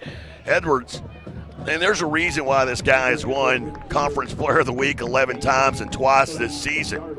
He is awfully nimble, and it's amazing that he has been sacked as many times as he has this season, 13. He stepped out of bounds about 3 yards short of where they have this marked. That said, 4th and 7, huge play in this game right here. Not going to say the game, but it is getting close. 11:20 to go here in this one. 5 wide, 3 to the right. Edwards from the left hash. On 4th down, receives the snap. Pressure on the edge. They fire up the left side, and the pass is caught and out at the 1-yard line. Cameron Fields gets beat on this one as Griffin making that catch down the far sideline, and that's just a heck of a play by the receiver there. Yeah, a heck of a play and a heck of a throw from the quarterback, too. It's a back shoulder look, and Cameron Fields has got phenomenal coverage. That's one of those where... And let me take that back. It was Talon Pascal, who made that catch. And 1st and goal now at the 1, and the Reddies very much alive here. As Edwards now shifts the line to the right side. Remember, had a missed extra point earlier in this game. Direct snap to the tailback, Daniels, and Daniels, does he get in? He is. So 20-8, or 20-10, excuse me. And a couple of bodies coming off the bottom of the pile there, 20-14. I'll get my math right in a minute. I was around Chad Rowland too long last night. That takes some guts on 4th and 7 to throw a back shoulder throw down to the 1-yard line, but a great throw and a great catch from the receiver. It's back to a 1-score game. Again, they missed the extra point the last time, and this one gets blocked, but it still sidewinds through the uprights, barely over the crossbar. 20-15 here in Durant. 10:20 to go in the 4th. Savage Storm football continues in a moment on the Southeastern Sports Network. Beer runs, straight up competitive. And the wine cellar, we're MVP. From ice cold game day beer to craft brews that impress your hipster buddies. And premium spirits smoother than a quarterback spiral. We've got your victory celebration in a bottle. Don't show up empty-handed. Show up legendary. And proud partner of the Southeastern Sports Network. The Wine Cellar Liquor Store, Radio Road, Durant. Drink better. Celebrate more. It's time to rake in the cash this November at Choctaw Casino and Resort Durant. It's the Fall into Cash giveaway. Play with your Choctaw Rewards Club card to earn entries for your pile of cash. Hourly drawings begin at 6 p.m. every Friday and Saturday night with grand prize drawings at 1 a.m. Be sure to join us this November for the $1.2 million Fall into Cash giveaway. You'll be thankful you did. Only at Choctaw Casino and Resort Durant. Spin Life Wisely Stadium, where right now it is 20-15. Henderson State has made it a 5-point game. Here's Rob Johnson with the Texoma Chevy Dealer scoring drive recap. 10 plays, 68 yards, 3 minutes and 42 seconds off the clock. Davis finished it off with the 1-yard touchdown run, but the big play there, the 4th and 7 completion down to the 1. Just not only a gutsy play, but a great play.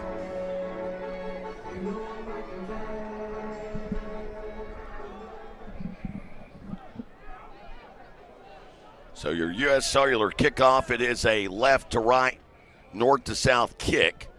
This is a booming kick over the head of Williams. Lands 8 yards deep and then out of the back of the end zone. So 10:20 to go here at Spin Life Wisely Stadium. Today's broadcast, of course, brought to you by our friends at Choctaw Casino Resort Durant. Some big-time acts coming to the Choctaw Grand Theater. Catch Leonard Skinner and Kansas in concert, consecutive nights, November 21st and the 22nd. That's right up Bob and Rob's wheelhouse, a little out of my range. Hey, you mentioned Chad Rowland. That's true. He'll be there, I believe. 10:20 to go here. Now, he'll be there. And you can get tickets today. Go to ChoctawCasinos.com/events. 1st and 10. Hohenberger takes the snap, handoff, right side run to Cobb, picks up 3. This is where Southeastern has, kind of going back to our storm forecast brought to you by the Wine Cellar Liquor Store. Kind of goes back to that offensive key of finishing drives. If you handle your business here, you can get a stranglehold on this game. It is a 5-point game. You need to finish with 6. And if you do, you got a 2-score game. Heck, use half of this clock. This could be a game-changing kind of situation here. 2nd down and 7. Hohenberger in the gun. Back to Cobb in the ground game. Cobb whittles along, big-time run by Jonathan Cobb, and a 1st down over the 35 to the 36. What a great jump cut right there from Jonathan Cobb to get past the defensive lineman, set up his blockers perfectly, and then gets downhill to get that 1st down. Great jump cut in the hole from Jonathan Cobb there. Cobb having quite the afternoon now. 9 carries for Cobb, and he has gone for 84 yards. And it's 1st down and 10 at their own 36-yard line. His best rushing game of the season, had 86 last week against Oklahoma Baptist. This time out of the backfield in motion. Hohenberger fires out to Nunez. And the ready defense, man, you got to appreciate the effort there. They were taking a swipe at the football as Nunez able to inch forward, and it was Aiden Ramirez who made the tackle and again trying to punch that thing out from behind after a gain of 5. Just a high percentage pass right there in the tight end, really. He's a receiver, but tight end kind of checking up in the hook zone there. Easy pitch and catch. Great gain on 1st down and keeps this clock moving. Moving toward the 8-minute mark here in this 4th quarter, a 20-15 ball game. Snap back to Hohenberger. Give to Cobb. And he has stood up there and still spins forward and picks up a yard somehow. I'll tell you actually what, picks Jonathan up, Cobb. Actually, let me correct that. Picks up 3 yards right there. Spun off of the contact there. Now you're going to see Donovan Shannon come in, give him a breather. But, man, he turned a no-yard run into a 3-yard run with just great effort. 3rd and short. Southeastern today just 3 of 10 on 3rd downs. Remember that last drive, it was a couple of explosives that set things up for Southeastern. And Henderson's selling out right now against this run. Hohenberger in the gun. Do you take a shot here? You got Jennings one-on-one to the right. Instead, they hand to Shannon. He ain't going nowhere. Shannon's going to be rejected, shoved back. And back. No gain on the play. So 4th down, short here. Obviously a punting situation because your defense has done what it has done today. Yeah, you would think so. I mean, but for that that big play on the last drive. This defense has shown up all day long. Got no problem with punting this one and trusting those guys.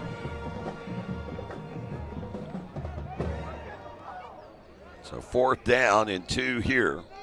Clock still moving as Dorsey may not get this punt off in time. Snap is back in time. Dorsey gets away. Have a crooked punt. Ooh, and that one, Pascal came up. I thought it was going to ricochet off of the shoulder pad there, and instead a fair catch. And Henderson State will have it. Well, let's take a look at how we got here. It's been a crazy game first quarter.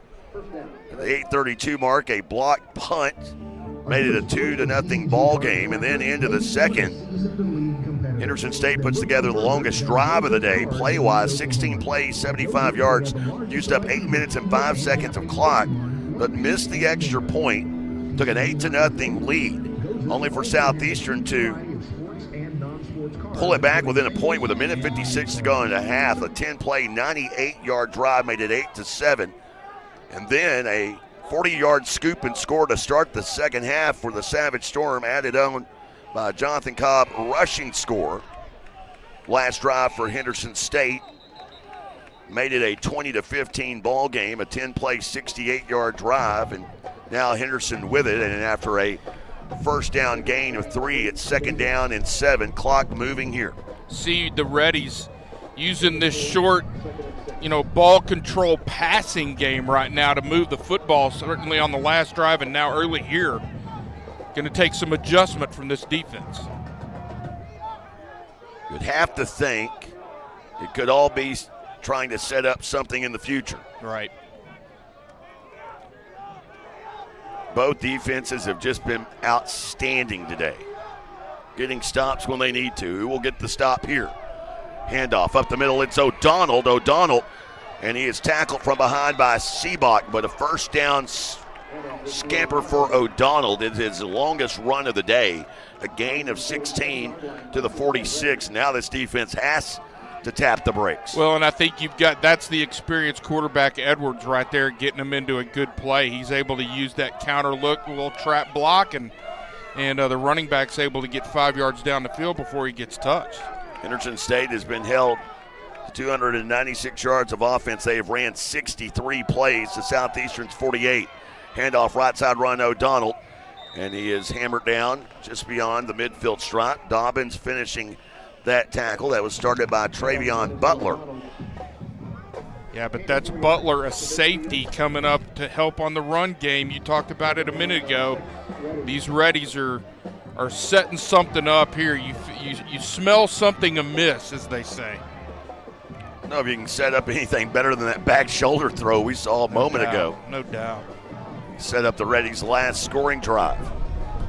Mentioned of the last 9 games, we're not just talking one possession games. 4 games decided by 3, 2, and 1 points. Winters showing a blitz.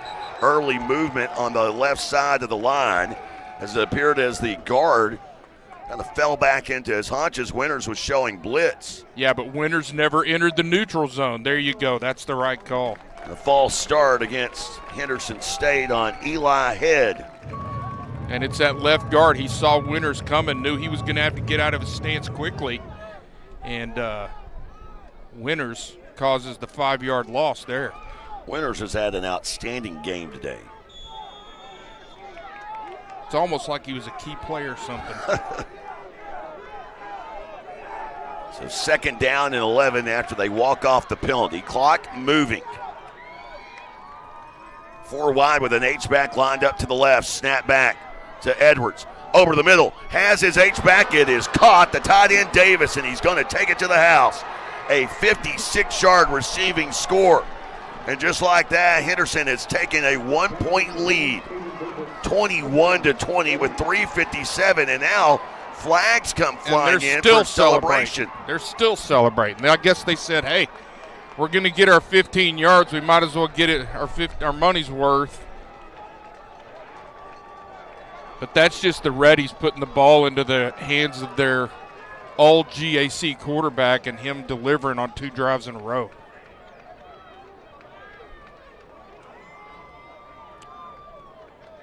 And Bo Adbury, head coach of Southeastern, telling the line judge they're going to take that on the kickoff. And you know what? That's a big play because now they got to kick off from the 20-yard line or 25-yard line. Keep in mind, though, McDonald, we have seen McDonald boom him out of the back of the end zone all afternoon. I'm not sure how much of a impact it will have. It appears as though Henderson State will go for 2 here. The right call, of course, trying to make it at least a 3-point game. Edwards in the gun, has Jeremiah Davis, the tailback, to his right. Snap back to Edwards, a little shovel pass, and he is met. Davis is taken down, and no good. The 2-point conversion is no good. 21-20 our score. Davis is taken down. It would have been a great time for a scoop and score for 2. Savage Storm football continues after this on the Southeastern Sports Network. Sparlin Realty is dedicated to achieving your goals and will always do what's in your best interest. For residential and commercial properties, farm, ranch, and land purchases, you'll feel good about your choice of Sparlin Realty. At Sparlin Realty, there's nothing more gratifying than achieving your goals and earning your trust along the way. Whether you're selling your property or buying your dream home, it would be our privilege to assist you. Please call us today at 580-745-1055 or SparlinRealty.com. Shamrock Bank is an employee-owned company based in southeastern Oklahoma. We are a proud sponsor of Savage Storm Athletics. Many of our employee owners are alumni of Southeastern and know firsthand the opportunities higher education can bring. Our success is tied to the success of the communities we serve. Come see the difference employee ownership makes. At Shamrock Bank, you are more than a customer, we are more than a bank. Shamrock Bank, member FDIC. Back in time for your U.S. Cellular kickoff, which will come from the 20 after a celebration penalty. High end over end kick. It's fielded by Lockhart, the speedster at the 17. Lockhart out right side 30. And Lockhart between the hashes and the numbers taken down at around the 38-yard line, as that's your U.S. Cellular kickoff. Here's Rob Johnson with your Texoma Chevy dealer scoring drive recap. Well, 2 drives in a row. Henderson State into the end zone. This one 4 plays. 74 yards, 2 minutes, 37 seconds off the clock, and Edwards with the dime to Davis. 55-yard touchdown pass. It is Chevy Truck Month. Time to see why Chevy is America's most dependable lineup of trucks. Chevrolet, together, let's drive. That going on through Monday, so visit your local Texoma Chevy dealers for the best deals of the year on Chevy trucks. 21-20, offense back against the wall, and they have struggled against the Reddies today. They're averaging 4.6 yards per play. Only 222 yards of offense on the afternoon. Delay a game. Not the way to start a drive when you're down by a point.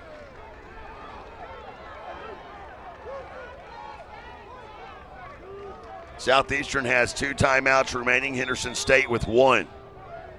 And that may be an unforgivable mistake as it's first down and 15.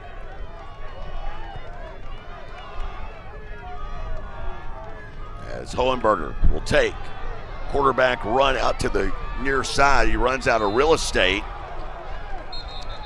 Comes down awkwardly. We've seen that with Hohenberger as now he gets up.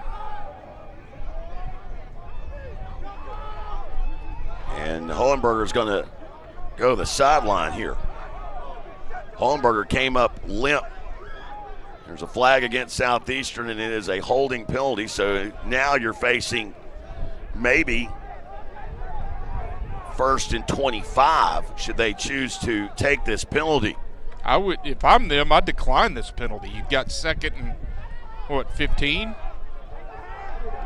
But no, they're going to take it. So they take the penalty, they take the yards, and 1st and 25, and LeVay Duncan comes in for the first time since the first quarter.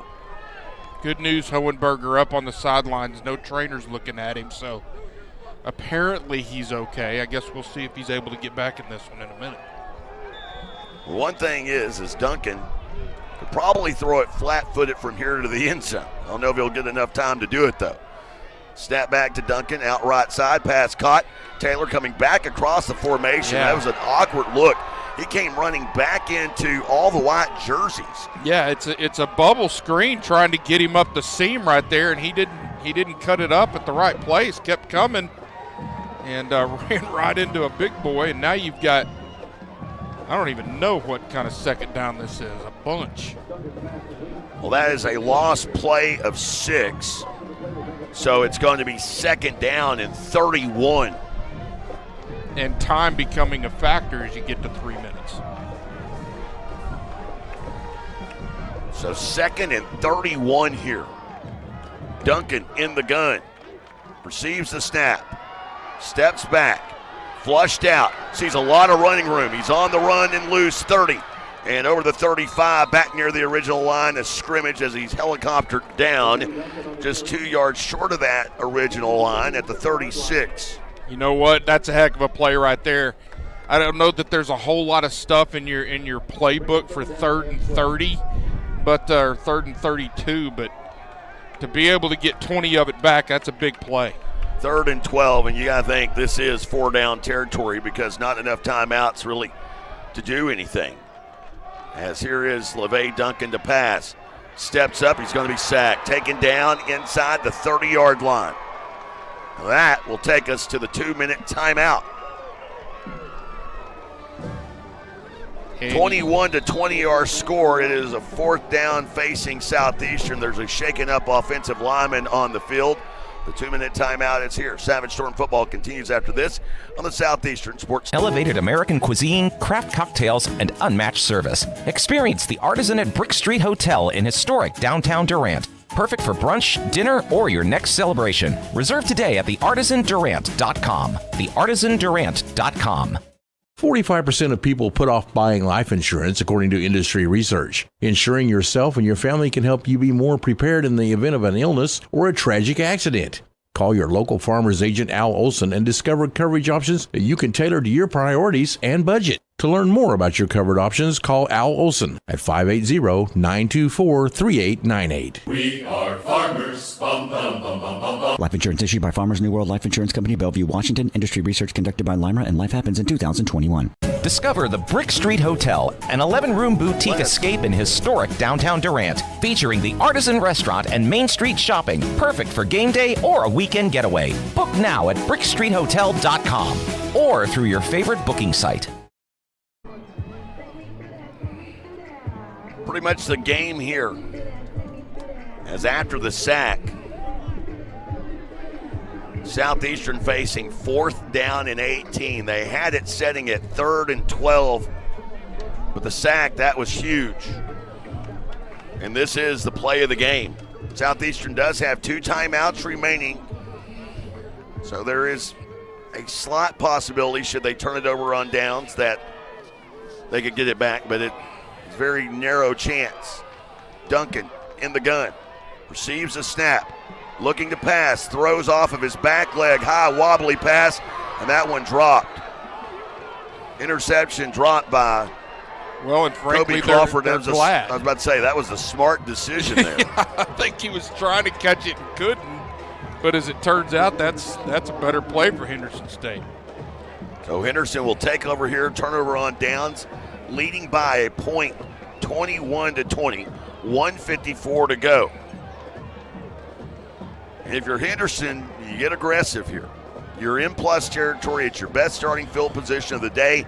You're starting at the 30-yard line. Field goal doesn't really do you anything. Or do you just try and milk out the clock? The bottom line is you put the ball in the hands of your redshirt senior quarterback and tell him to make a good decision, whether that be aggressive or pull it down and use your legs. 2 receivers right, 1 to the left for Edwards. Receives the snap. Handoff, left side run, O'Donnell, who's had a nice second half. The senior talked about how he come back from injury, appeared in just 2 games last year. Picks up 5 on that first down run and a timeout taken by Southeastern, and that preserves 1:47 of clock. So 2nd and 5 once they get this timeout completed. Just want to invite everybody to stick around for the Choctaw Casino Resort post-game show. That coming up for you here in just a little bit. And fall into cash this November with drawings Fridays and Saturday nights. To find out more info, visit the Choctaw Rewards Club at Choctaw Casinos Resort Durant. So 21-20, minute 47 to go here in the 4th. Well, Southeastern at this point's got to sell out. They don't have any choice. with one timeout left in a minute 47, you've got no choice but to make a splash play here and try to get the ball on the ground one more time and then be able to take advantage of it offensively. That's all you can do here. So 2nd down and 5.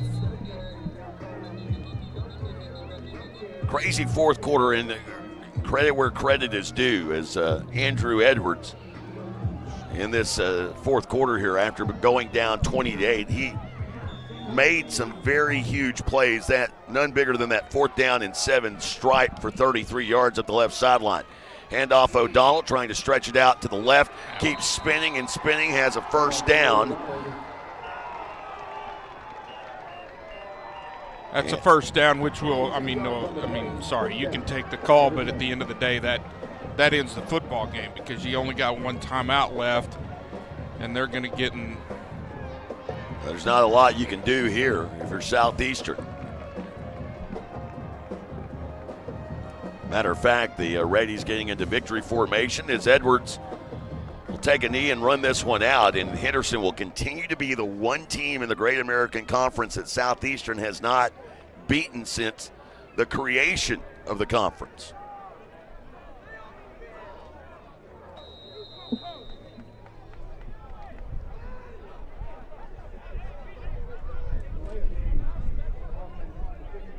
A delay of game called on Henderson State, so that actually stops the clock and will move the Redies back. Of course, really smart play there, because once they snap it, nonetheless, 40 seconds will begin to run off. Even if Southeastern does stop it, it wouldn't matter, as Edwards takes a knee.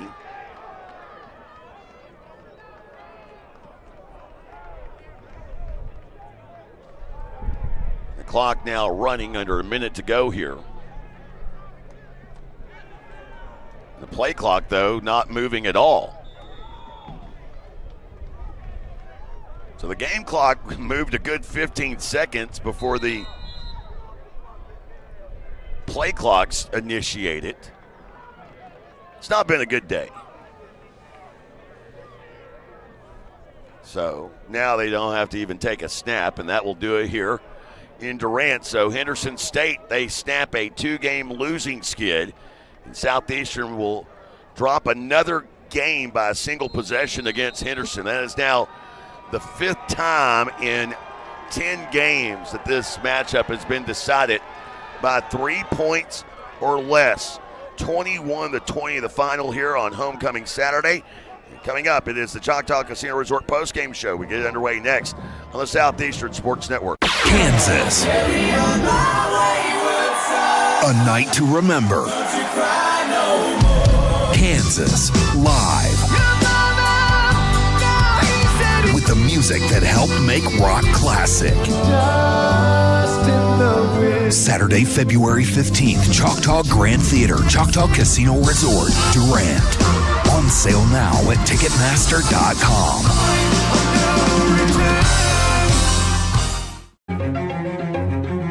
Life is yours to spend. Spend it apart. Spend it together. Spend a little now.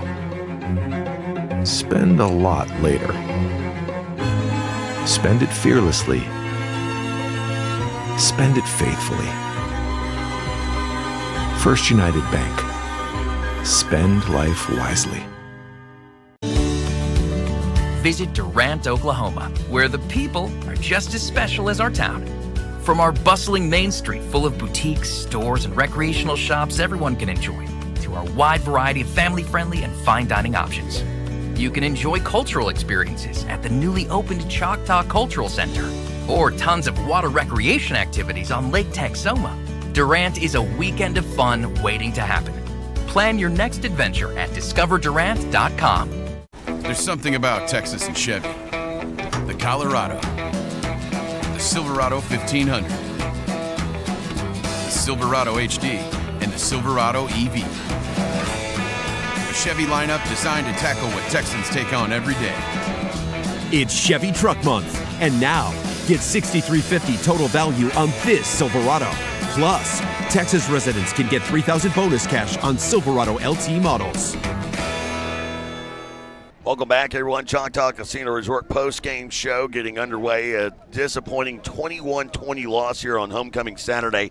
Southeastern and Oklahoma State unable to close out the deal. They were up 20-8 going into the fourth, but they weren't able to finish things out as we get set to go down to Rob Johnson with Coach Bo Adbury. Rob, take it away. Well, Coach, a back-and-forth game all day. Didn't end, obviously, the way you wanted to, but you had to be happy with the resilience. Oh, yeah. We talked all week about it being a slugfest, and it was back and forth. And, for a team you've never beaten and been close scores, and it came down to it again, just couldn't find a way to win. Well, the senior quarterback over there is pretty good. There's no question about that, but you held him in check for 3.5 quarters. He found the rhythm in that one drive, and then, the throw and catch. You always want to try to make the perfect throw and catch, and I think they did on that one. That's kind of hard to defend, Coach. It is. At the end of the day, got to hit reset, go on the road to Magnolia next week. What's the start? Hey, there's no quitting these guys. If there is, they can stay home. You know what I'm saying? We got to go play. Nobody's going to feel sorry for us. We got to go to work. Well, Coach, we'll see you in Magnolia next Saturday. Thank you, sir. That's right there, Coach Bo Adbury. I love that. If they can't handle it, they need to go home, not be here. Let's go ahead and get it into the Choctaw Casino Resort post-game show with some hard hats. We hand them out courtesy of Durant Lumber, which, by the way, this being the final home game before we make our way to the final game of the season with East Central, we will be giving away a Traeger tailgating grill that will be given away on Monday, the week of the East Central game. Not only will you get that tailgater grill, you'll also get 4 tickets to the game that Saturday. So you can tailgate in style, courtesy of Durant Lumber. Let's go ahead and hand out those hard hats, and let's begin on the offensive side of the ball. And offensively today, one hard hat winner for the Savage Storm, and that, Jonathan Cobb. What a game for Cobb. He had 9 carries, 78 yards, a career-long 41-yard rushing score that, at the time, gave Southeastern a 2-score lead, but it was only a 12-point lead. Think about how crucial that block punt was back at the beginning of the game, in a game that turned out to be a 1-point contest. Defensively, we could sit here and give out hard hats all day long, but we're going to give out 4 of them today. Will Wallace, the big linebacker from Denison, Texas, he had 10 tackles today, including a tackle for a loss. Braden Winters, what a game Winters had today. The junior from Bartlesville, Oklahoma, 9 tackles, including a tackle for a loss. And then finally wrapping it up was Andrew Grissom. Grissom, 6 tackles on the day. He had a forced fumble as well as a fumble return for a touchdown. And that, of course, opened the scoring in the second half of this one, but wasn't enough as Henderson State able to rally from behind and win this one by a final count of 21-20. Those are your Durant Lumber Hard Hat Award winners. And, of course, Durant Lumber, they've been serving the area with quality products at competitive pricing for over 100 years. Be sure to get by there this week. Register for your chance to win that Traeger grill. You have only 9 more days to register in order to win that. That's going to do it for myself and Rob, but do stick around. We've got the Choctaw Casino Resort post-game show continuing on. Bob Sullins will take you through with stats and highlights from this one and more as Southeastern falls 21-20 on homecoming day. We'll be back in action next Saturday on the road as we'll head out to Magnolia, Arkansas. Southern Arkansas awaiting Southeastern. It is a 2 o'clock kick. That means we hit the airwaves at 1:20 on the Southeastern Sports Network. For Rob Johnson, I'm Jay Lindley saying happy fall, everyone. Have a great evening. Don't forget to change your clocks. Time change tomorrow. And we'll talk to you next week on the Southeastern Sports Network. Steubenville Chevrolet in Durant is proud to support Savage Storm Athletics. And with the same pride, resilience, and strength as Savage Storm fans, Steubenville Chevrolet is proud to be Durant Chevy dealer. When you need a new car, truck, or SUV, the Steubenville team is ready to find your perfect tailgate vehicle.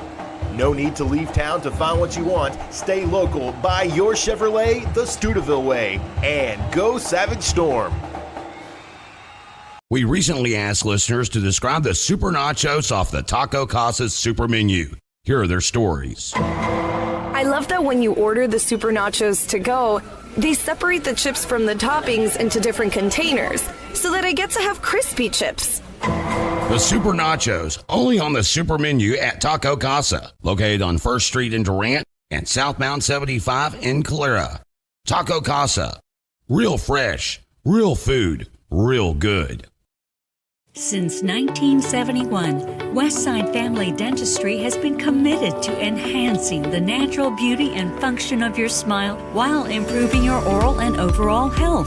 Using state-of-the-art technology, our friendly staff will take care of all your needs, from routine care, crown and bridge, implants, and even orthodontics, including Invisalign. Westside Family Dentistry is the premier choice to create beautiful, healthy smiles for the whole family. Craving bold flavors and good vibes? Come on down to El Caporal Mexican Restaurant and Bar, your local fiesta headquarters. Sizzle your taste buds with Tex-Mex favorites, fresh seafood dishes, and don't forget their legendary top-shelf margaritas. Shaken, stirred, and always served with a smile. Whether it's date night, family night, or Margarita Monday, El Caporal is the place to be. El Caporal, where every night feels like a fiesta. Visit today. Taste the tradition, stay for the fun. Final score, 21-20. Henderson State comes from behind in the fourth to get the victory on our Choctaw Casino and Resort postgame show. Tough loss for the Savage Storm to swallow in this one. They had the lead and looked like they were in pretty good position. But, again, it always seems to happen against the Reddies for some reason, and they let you know about it, too. They will let you know about it. The clock is counting down because there's a new rule, 10 minutes until family and friends and players can come back out onto the football field. Supposed to be a little cooling off period, but some of the Henderson State players ended up down at the south end zone. I don't know what they were doing, and that set some people off. So some ill feeling at the end of this contest. It was a great game, though, 21-20. Looking at some of the other Great American Conference scores, they're in the fourth quarter. Southwestern leads Monticello 28-20. This score hasn't updated in a while in Ada. Let me see if I can get an update on this real quick, if you'll bear with me. Harding leads Oklahoma Baptist 42-0 to start the second half. Just bear with me, and I'll try to get an update. For some reason, the GAC site doesn't seem to be updating very good. Here we go. East Central at home against Southern Arkansas, and it's 25 seconds to play. East Central leading 44-22. That would be a big upset. With the win, the Tigers will improve to 6-3. We're going to see East Central 2 weeks from today. Washita, no trouble with Northwestern at home, 55-14 the final there. And Tech wins handily over Southern Nazarene, 42-17. And I guess East Central is the only Southwestern one as well. Or is on their way to a win. Their last score we had was in the fourth, 28-0 Bulldogs on top of Monticello. Division I scores, finals from earlier today. Texas had a huge lead, but they hung on to beat Vanderbilt 34-31 at home. Ohio State over Penn State 38-14. And games in progress right now, featuring the top 25. Georgia has now taken the lead in the third quarter. They lead Florida 17-10. Indiana pulling away from Maryland. The number 2 ranked Hoosiers up 41-10. And what else? Notre Dame ahead of Boston College 18-10. Texas Tech leading Kansas State 22-14. The Oklahoma Sooners play tonight in Knoxville, Tennessee against the Tennessee Volunteers. That's a 6:30 kickoff on ABC. We'll take a break and continue on with recap the ball game and maybe some highlights after this on the Southeastern Sports Network. Chris Young live in concert.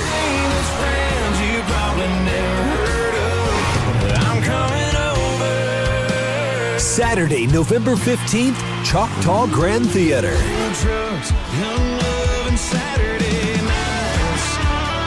Chris Young. Special guest Mitchell Tenpenny. You can purchase tickets now at Ticketmaster.com. Presented by Choctaw Casino Resort Durant. Shelburne Heating and Air is the choice for all your residential and commercial needs.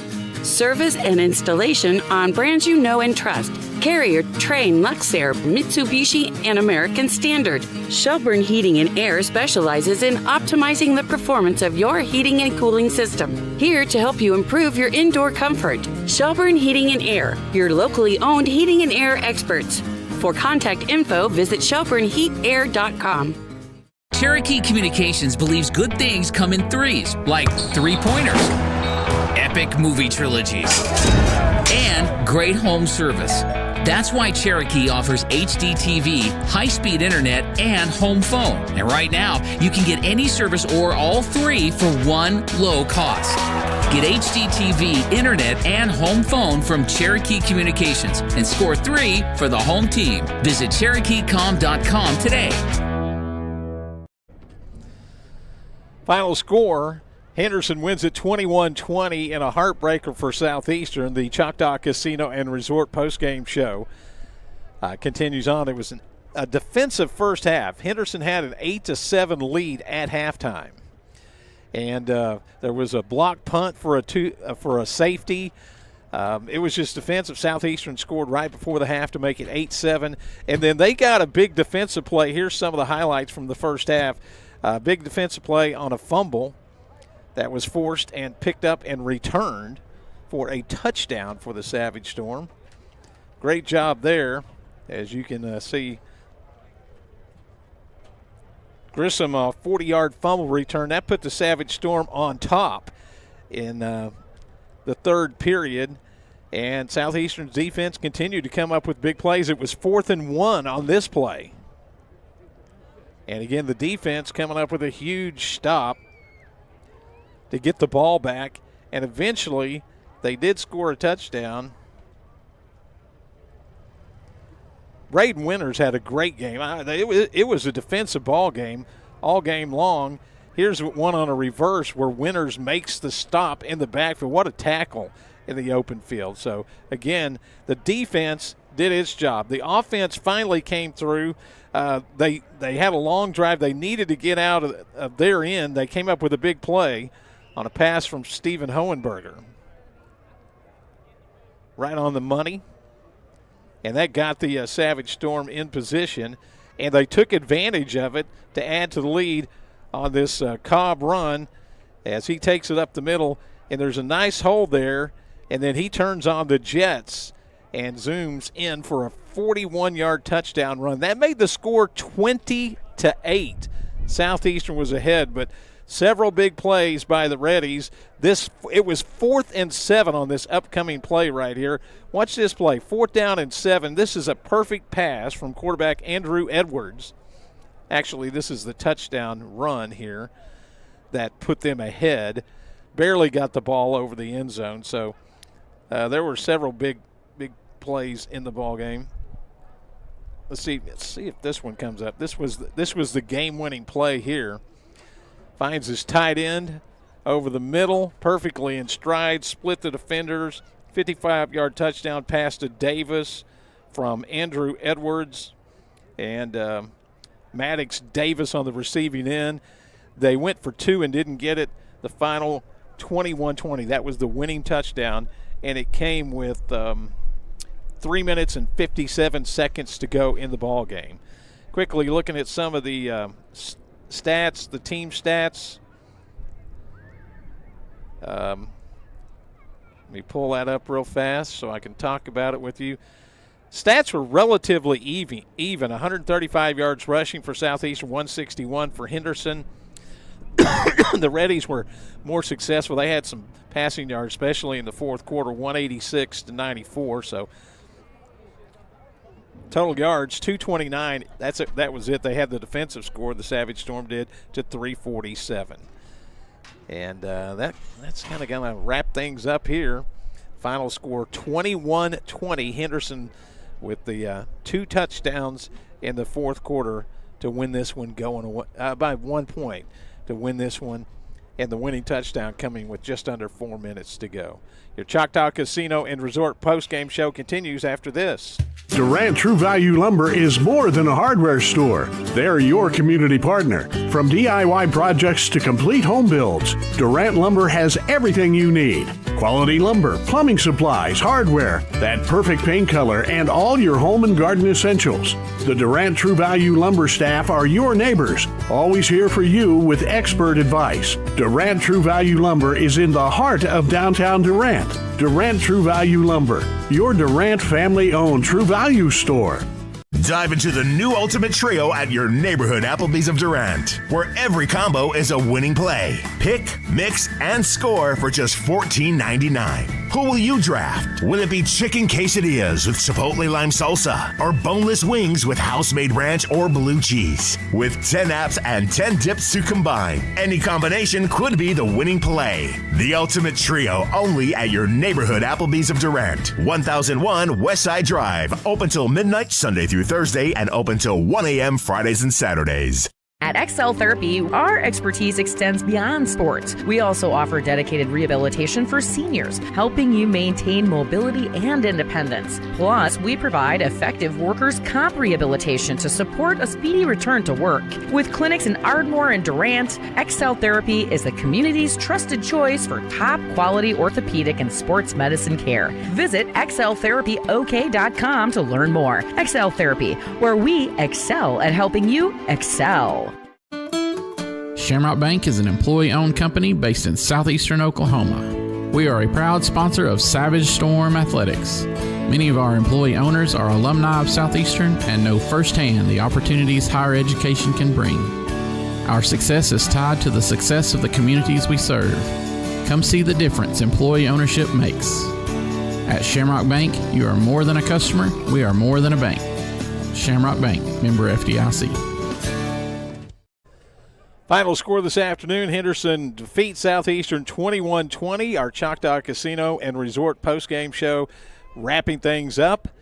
And I just have to give a hats off to Rob Johnson for the word of the day. Fumbleable is a word he used during the broadcast, which he was right, too.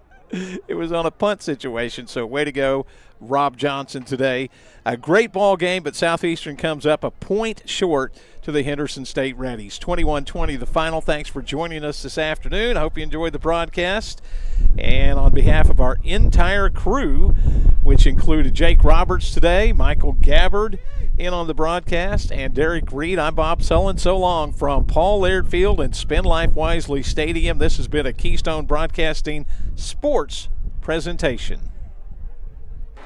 This has been Savage Storm Football on the Southeastern Sports Network. The Savage Storm are brought to you by Choctaw Casinos and Resorts, First United Bank, the Chutta Foundation, and the Choctaw Nation of Oklahoma. Savage Storm Athletics are sponsored by U.S. Cellular, Shelburne Heating and Air, Cherokee Communications, and El Caporal. The Savage Storm are also brought to you by Burridge Law, Westside Family Dentistry, Studeville Chevrolet, and Shamrock Bank. Also sponsoring the Savage Storm, Taco Casa, your local Texoma Chevy dealers, Excel Therapy, and The Wine Cellar. The Savage Storm are brought to you in part by Sparlin Realty, Applebee's, The Artisan at Brick Street Hotel, Buffalo Wild Wings, and Arnett Insurance. The Savage Storm are sponsored in part by Durant Lumber, your farmer's insurance agent, Al Olson, Discover Durant, Blue River Winery, and Green Spray Food Center. Thank you for joining us on the Southeastern Sports Network.